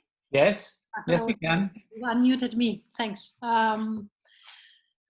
So yes, I think when we had this brief discussion in Brussels, it was pre-COVID, and I think several of us made the point there that this should really be part of the discussion of the transformation of the European semester, not just talking about children, but placing the discussion in a much wider framework, which involves macroeconomic strategies from the part of the European Union. I think that now with this COVID-19, this is even more important. I think the child union really, if that is the concept, should be at the core of any discussion on of potential rescue plans from the part of the European Union. I think Santina has mentioned that this child guarantee should be part of the strategy of keeping together the European project, the European integration. And so this is not a discussion for people with just expertise and with a specific interest, but we should try our best to place this at the core of conversations on the future of the European social model. Of course, I'm speaking from a country where I think the social and economic impact of this crisis are going to be huge on children. And I think children are pretty much, children's rights and children's interests are pretty much at the side of the political agenda. I see this most of the time. I saw that when, the management of the health crisis, but also the way in which the measures being taken to reach the new normality, the so-called new normality. So anyway, I think this is timely. I think this is, I'm just glad that I'm part of the conversation, and I hope that somehow there is a little corner somewhere in the big debates where we can join in. Okay, so before very briefly discussing the Barcelona case, I'll try to put that in context, although Mariluz has already explained. Spain, as in many other countries, has this split system. So the 3 to 6 is 3 preschool years that are fully integrated into primary schools. And then we have the 0-3, which is more properly childcare services. And this split explains huge differences in terms of not only coverage, but especially quality, different dimensions of quality. The 3 to 6, also the timing of the policy development when it happened at the beginning of the 90s meant that it was a kind of upward mobility in many senses. So there was an upgrading of the policy field. And for instance, preschool teachers were offered the same conditions of primary school teachers. And in general, it was an improvement in terms of the quality, all the quality standards. Now, 0 to 3, it's a very different story because there's been expansion. There's been a huge increase in coverage over the last decade or even longer, even during the economic crisis. But this increase in coverage has happened with huge financial constraints. As I said, we see an increase in coverage during the period of austerity, which means that, of course, there's been a price in this expansion of coverage, and the price has been quality across the board.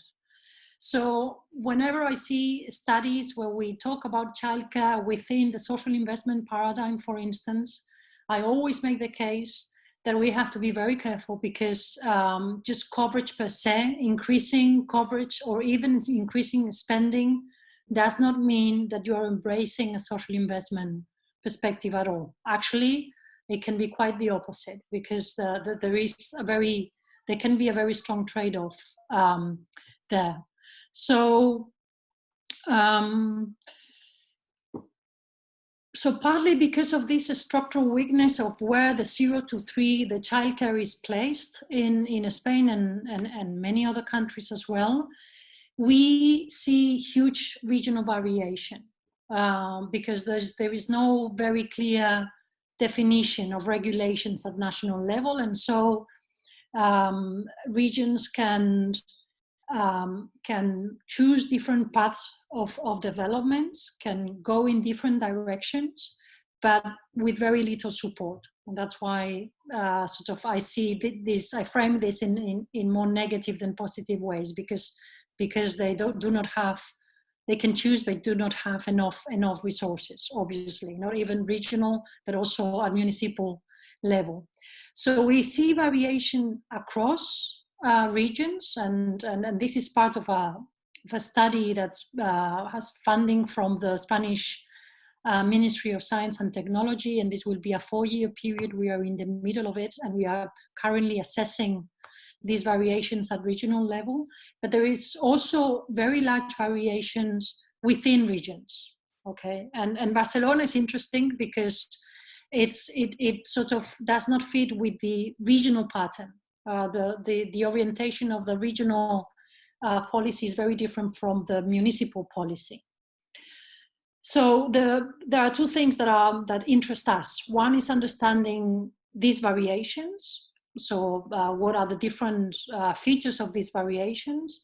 And the second is understanding the reasons for the variations. So what explains the variations? And I can't go into this because it's leads more to a more political discussion.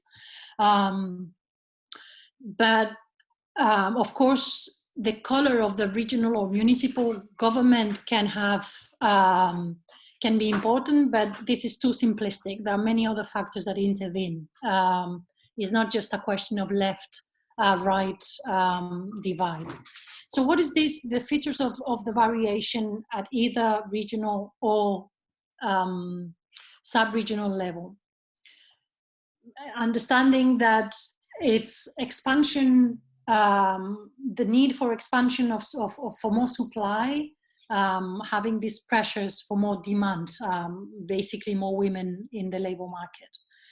One, and I think this is across the board, there's been an expansion of private for-profit sector. So the public-private divide has been blurred very, very clearly.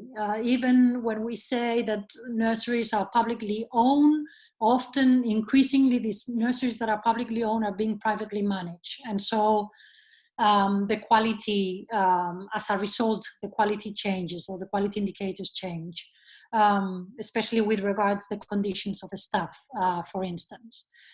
The second strategy that some regions have adopted has been to lower the entry age. So some regions have, because it's somehow easier to expand the preschool because it's within the educational system, they've lowered the entry age by 1 year. And in principle, this is good because the conditions, as I said earlier, are standardized and the quality is higher. But what we've seen is that that can have an impact on school segregation. So basically, in systems where there are the schooling system is highly segregated, as in the Basque Country, for instance, this simply means that the tracking starts to happen earlier into private or public schools.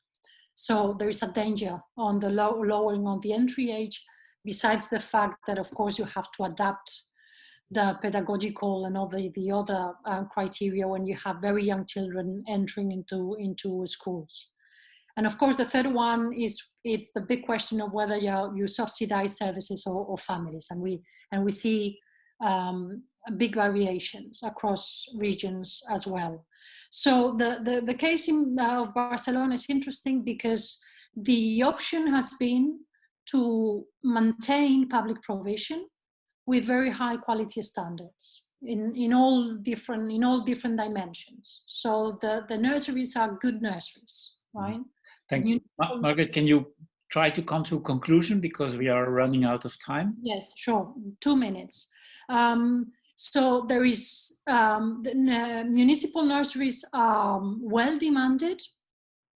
And the problem that we observed with this system is that there is a very strong Matthew effect. So it's well demanded by middle class families, but then the non-take-up of families of low income was quite low. And so a system was introduced to fix to have a tariff, of income-based tariff.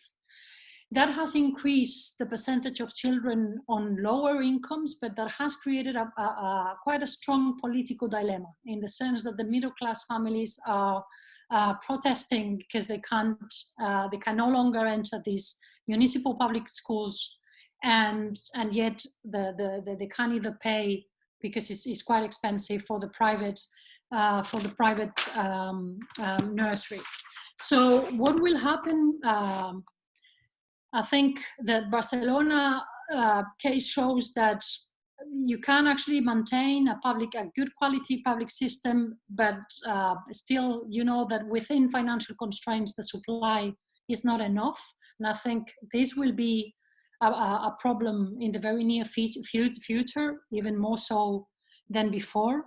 And that somehow politically you have to manage the tensions that are created among different social groups with different capacity of political influence, when you can't offer a service that covers the full demand. So I'll leave it here. Thank you very much. Okay, thank you very much. It's quite interesting, and we will come back to it in the question and answer section if we have some little time, because if I'm correct, we also have an expert from France in the audience, and I think this tension that you give between privatization to augment the number of places and quality, especially also in the workforce, is also quite an issue in France. But we'll come back to that later. I just got a message that Agnes Jongerius cannot stay after 5:15, so we'll change a little bit the order of presentation and give her the floor first, and then we will come back to Monica Keper-Holmberg. So if you're there, Agnes, then the floor is yours. I have to leave this very interesting webinar. I really enjoyed it, and I learned a lot, and that's, I think, also important. Every day you have to learn some new figures, and I think indeed, if you look at the situation, even before the COVID pandemic, we had a situation where 1 out of 4 children were not guaranteed of a roof on their heads, free schooling, and enough food to eat. And we know now from all the data you are collecting that the issues at hand are even bigger.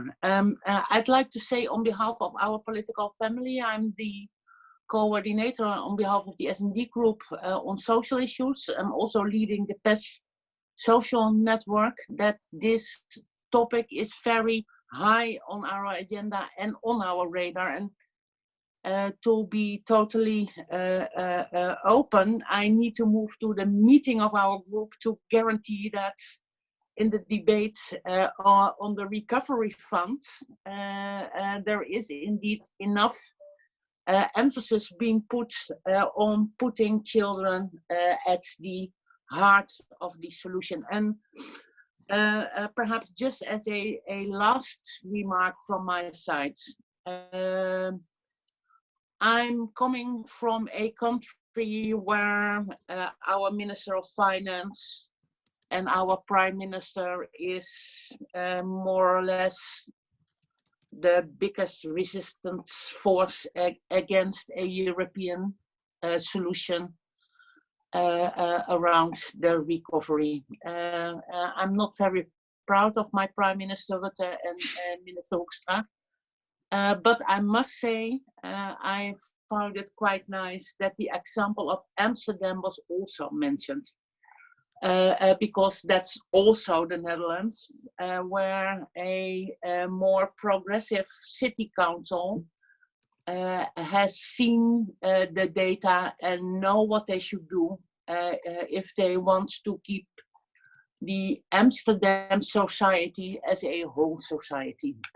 And I think this was one of the things I thought after this meeting. We need to get bigger support for this whole idea, for putting children in the heart of the resolution. Was necessary before COVID, it's necessary now. So there is work to be done inside the European Parliament. There is work to be done inside our political family, but I think indeed we should also see if we can make an alliance with progressive local forces who perhaps even by the nature of their work being close to the problems of citizens and children in their own region. It could be a strong alliance. So perhaps we should also see if, of course, we can involve our group in the Commission of the Regions, but also see, as there is an alliance of, let's say, mayors who are now pleading for a Green Deal in the different cities.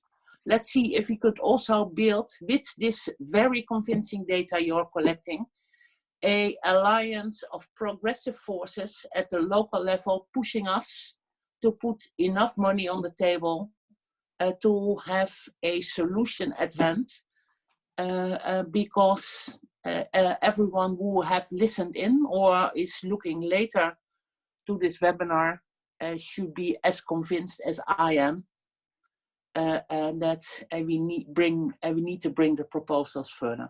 And with that, I'm moving over to the meeting to see that there is enough money available in the recovery fund.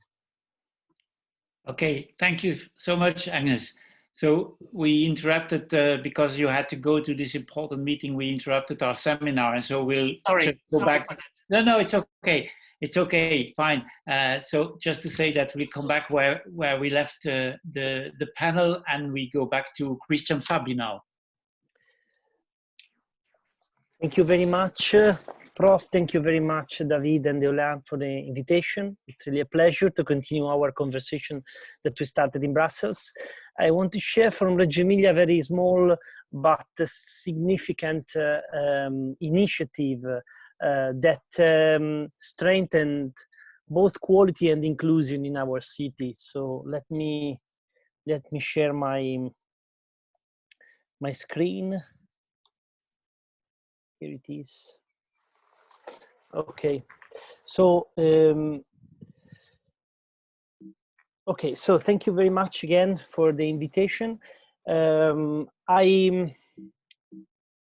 Sorry, I have problems in managing the screen. Anyway, I want to talk about this chart for 3 rights, which is an initiative that Reggio Emilia took several years ago. I want to say that Reggio Emilia is not a rich city after the Second World War, and the movement of the municipal preschool started with a very strong social support from parents, citizens, and also staff. So this chart was a sort of baseline for the city to work around the future of the society and the future of the population. And the decision that was made at that time was to invest in early childhood. This is the reason why the municipal preschool system in Reggio started to develop since. So the chart for 3 rights entails rights of children, of staff, and of parents. I'm not able to move further, so I ask if it's possible for David to share. You might have to click on the small arrow on the top. Yeah, was too late. Okay, let me try again then. Small arrow on the top. Just on the left here. Go a little bit to the left. Yes, on top. No, I'm not able, sorry.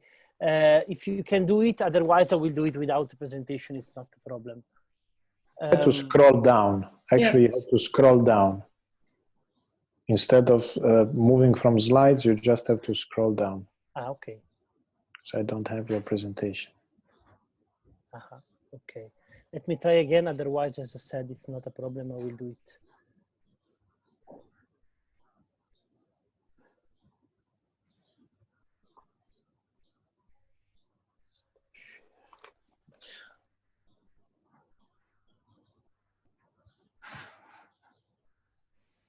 Okay.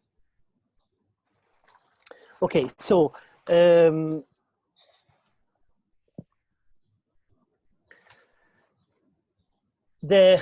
as I said, this is a chart that entails the rights of children, teachers, and parents in a sort of alliance that has been created around the city to invest in early childhood. And I think that this child union might be a sort of development of this initiative, and this is also one of the contributions that we would like to give as Reggio Emilia to this child union. So talking about the rights of children, which of course are at the core and are the first right that we want to focus on, we want to recognize the importance of the individual legal and civil and social rights of children. This is something that has been developed also by the United Nations in 1989, but that is very important to put at the core of the conversation. When we talk about children, we don't talk about citizen to be. We talk about citizen right now. And that's the reason why it is important to strengthen their rights and to make them visible inside the local community. We think that children should be allowed to realize their potential, their project in life, and placing their value at the core of the society and of the political agenda. This is also something that strengthens the quality and the humanity of the circumstances of a city in this case, but our proposal is to use it for a wider perspective and for wider regional areas. The rights of teachers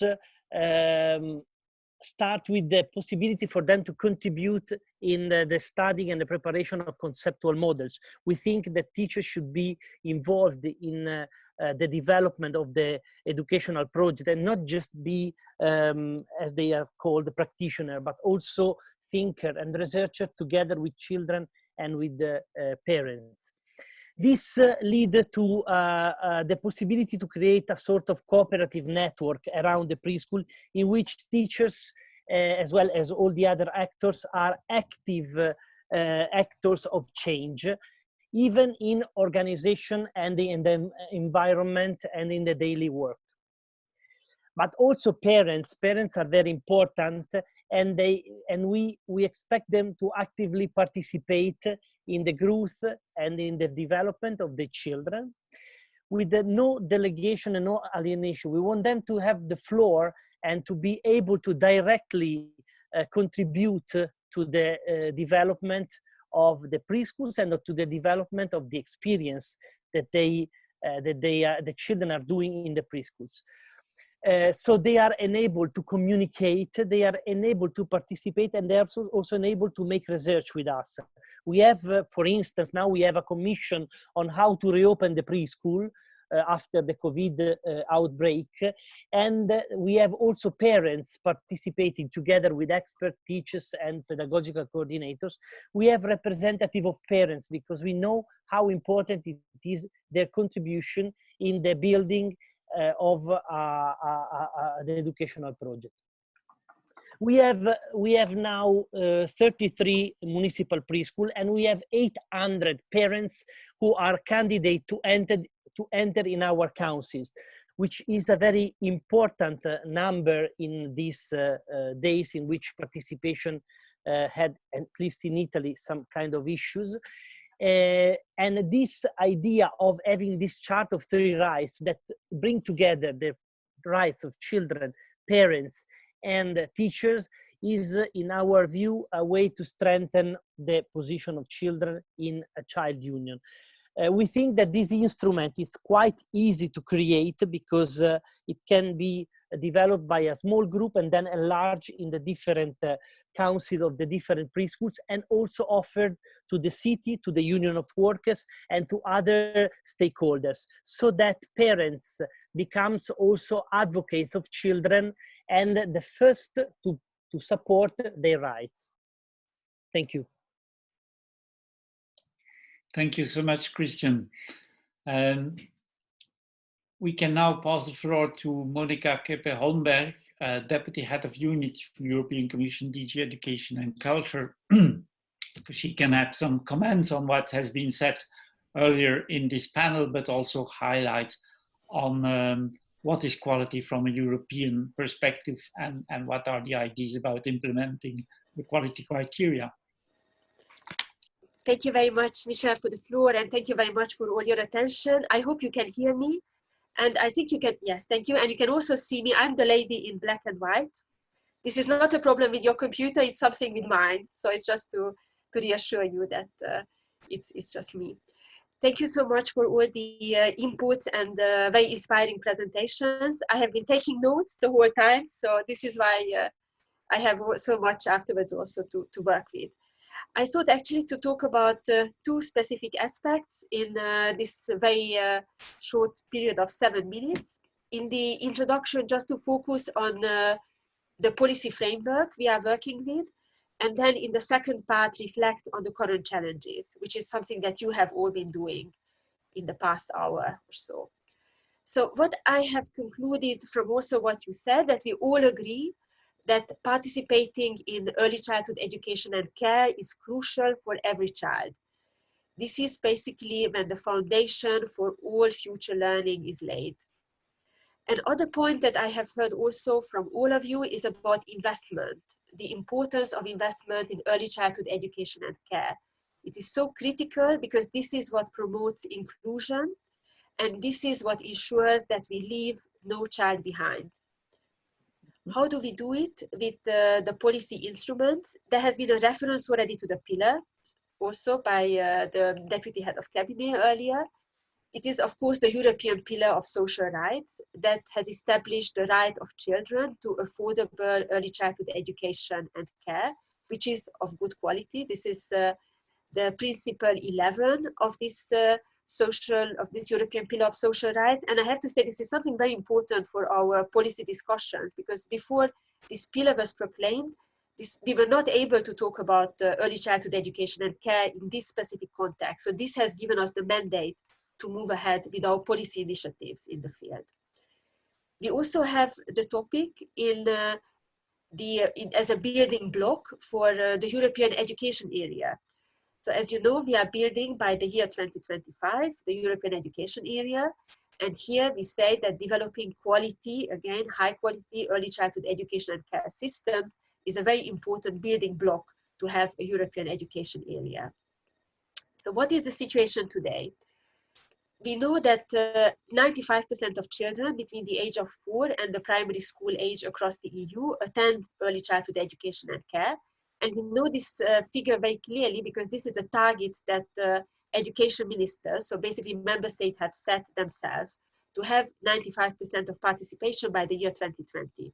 So we know that this target has been achieved. However, we also know that the demand for places still exceeds the supply. And of course, the quality of services provided is often not sufficient.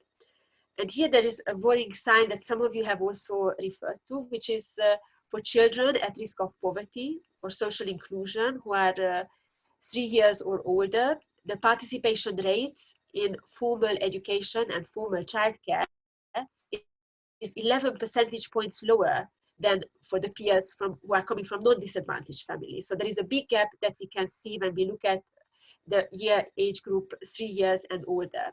And when we go to the lower age group, and again, Margarita said it also, the big difference in Spain, in Barcelona, between the two groups, the gap there for the children age 2 or younger is even bigger. So given that this high quality early childhood education and care correlates with better learning outcomes and increased social mobility in later life, we really need to keep improving access and the quality to the systems throughout the EU.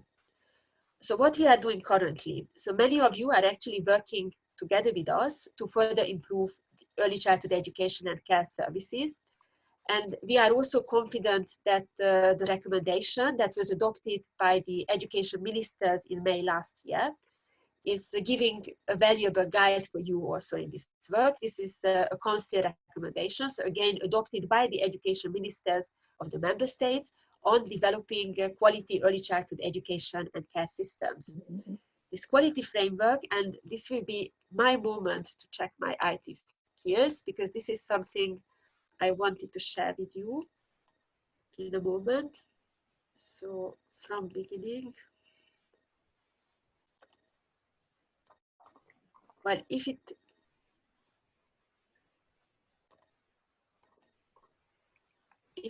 does not work, then we don't do it.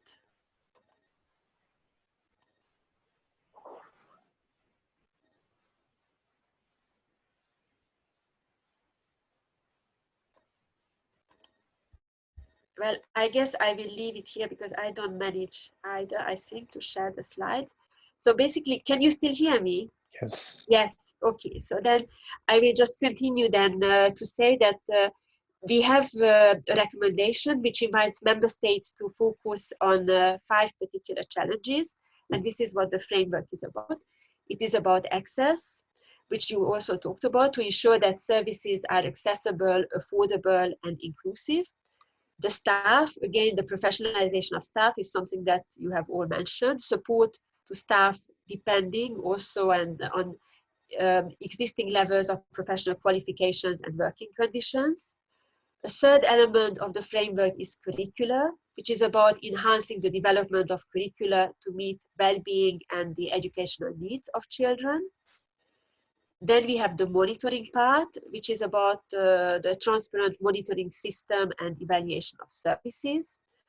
And the final part is a legal framework, which is again ensuring adequate funding and a legal framework so that provisions can really happen. And this is, I think, very important that when we talk about the quality framework, it's not just one or the other element, it has to be all the 5 elements as part of the quality framework. And we also believe that the quality framework we can only have if we work in close cooperation between, of course, the countries, between the social partners, between the researchers.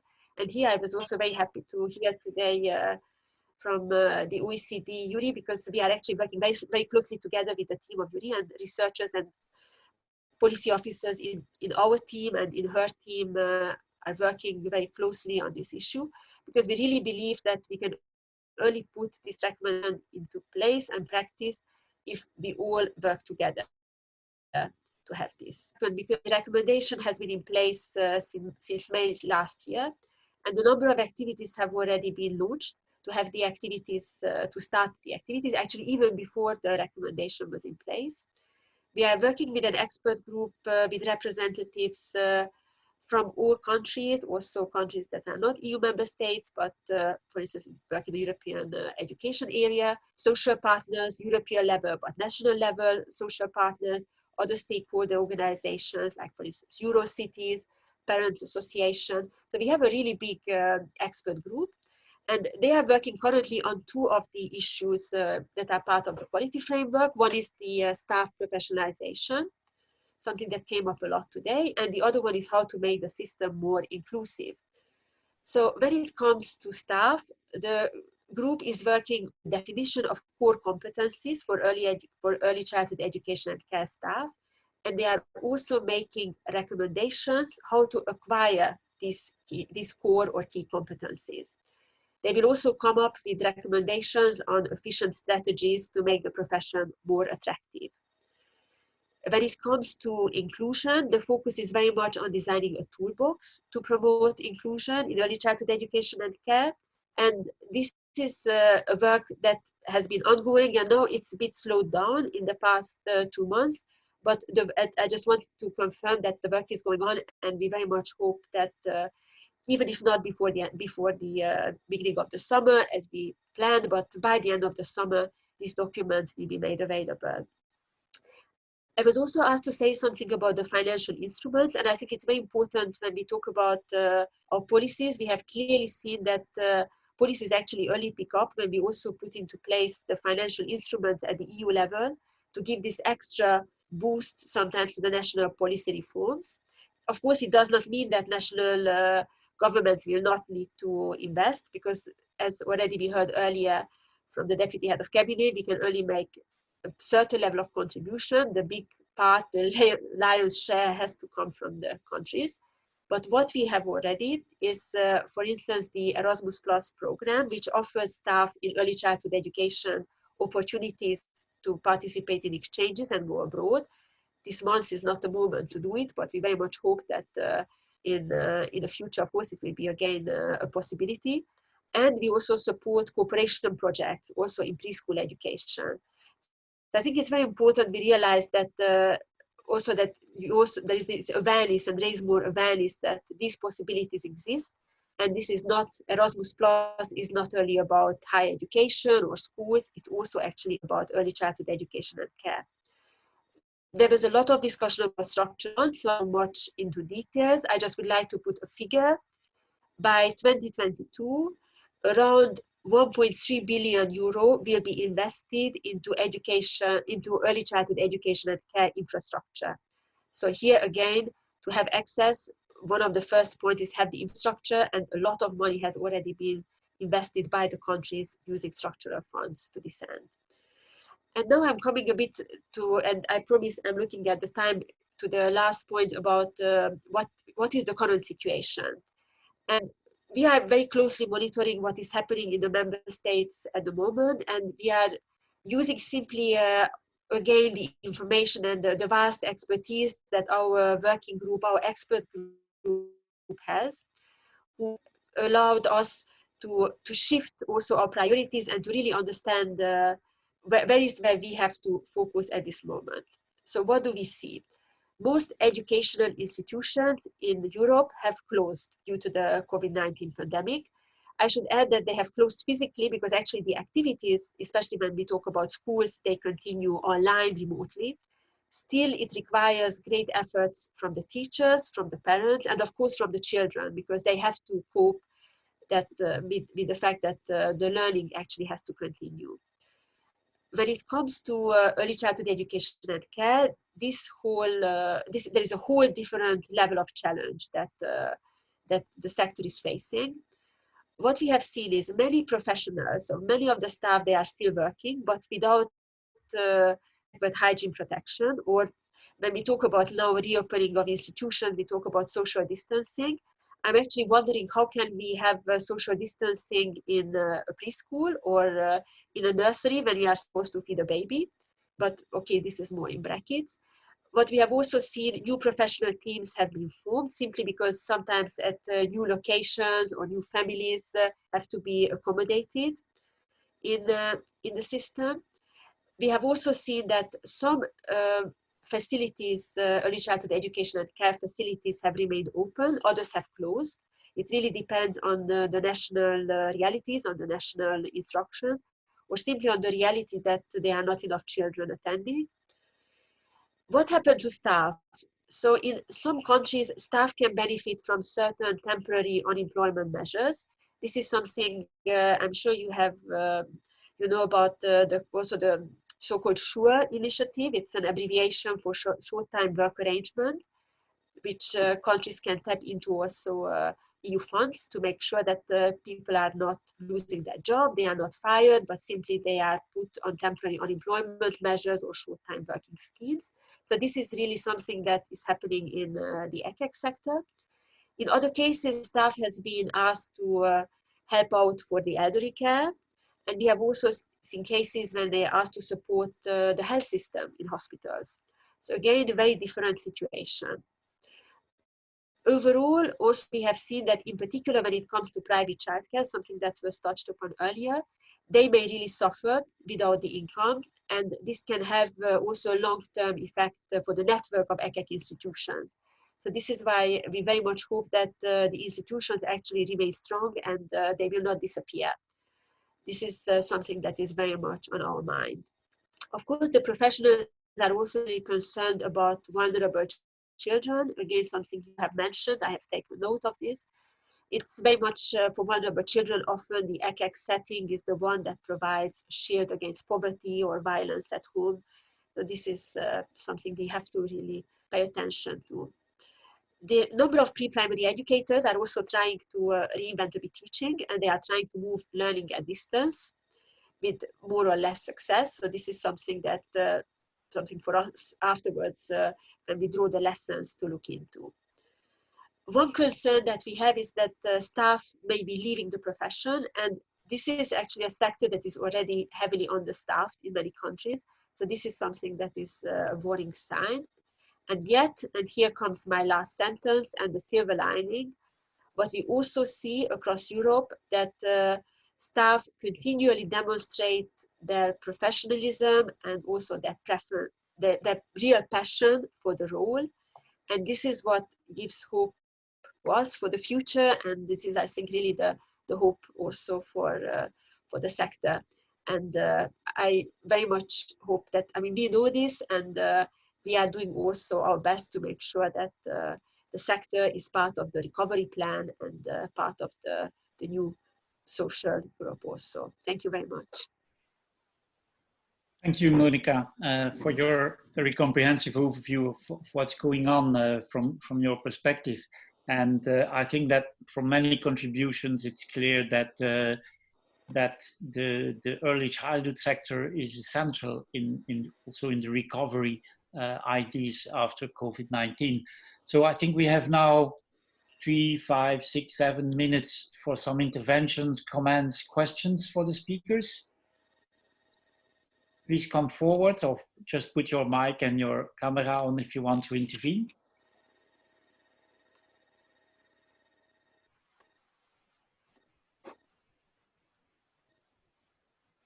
May I say something that is very important for a couple of comments that are very important for the study and initiative we are carrying on, and what we listen from, especially the case of Spain, but also the child well-being index, is that and that connects as well to the work of the Commission that we said before and how to move forward.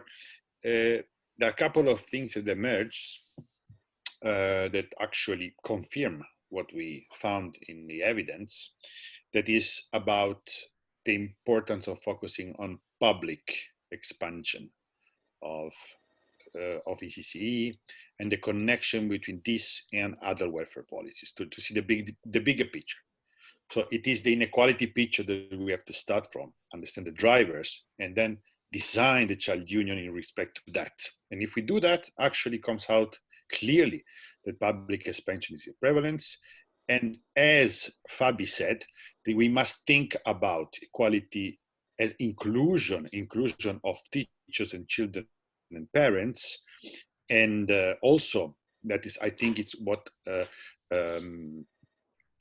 Monica outlined, that the Commission is moving forward towards these directions as well. So to intend quality as inclusion in order to meet the needs of every child, also, and especially the one that are most vulnerable and they need this type of policies. But what I found interesting as well was the fact that we need data. I mean, what I learned, and is very interesting from the case of Slovenia, is the fact that we need actually data, and it reconnects to what Santina said before. So the needs of having measurements of distributional impacts of everything we do. And in this case, access to policies, but also access to quality in early childhood, and how other measures, welfare policies, on labor policies impact and have a distributional impact on children. Because if we start from that, then we can plan our policies much better. I would like to reinforce what you said, Christian, that I think it is one of the many things that this COVID crisis shows is that, of course, public provision is better equipped to face difficulties and crises than private is, and that there is a tendency in many countries in Europe, but also beyond Europe. And Margarita showed that example in Spain, but it is of course also the case in Belgium. It is very much so the case in France, where, let's say, in the last 2 years, 50% of the new places are places who are private and for profit. That this commodification of early childhood is moving on, and it goes very much together with lowering the demands on the staff, with lowering qualifications and lowering working conditions in the private for-profit sector. And that, of course, is directly related to children's outcomes and quality. So these different factors, quantitative and qualitative, they cannot be separated. They are really part, and I think it is very interesting that from the European perspective, access and therefore the quantitative thing, the number of places, the availability of places is also a quality criterion, but they cannot go also without the other quality criteria that have to be taken in a holistic whole, such as the workforce, the working conditions, the monitoring, and the governance. Can I say something? Of course. Yes, I think it does show the need for, and I agree with Michael that the lesson from this pandemic is that we need to care the public sector, because we need it when there are moments like this of huge social emergency.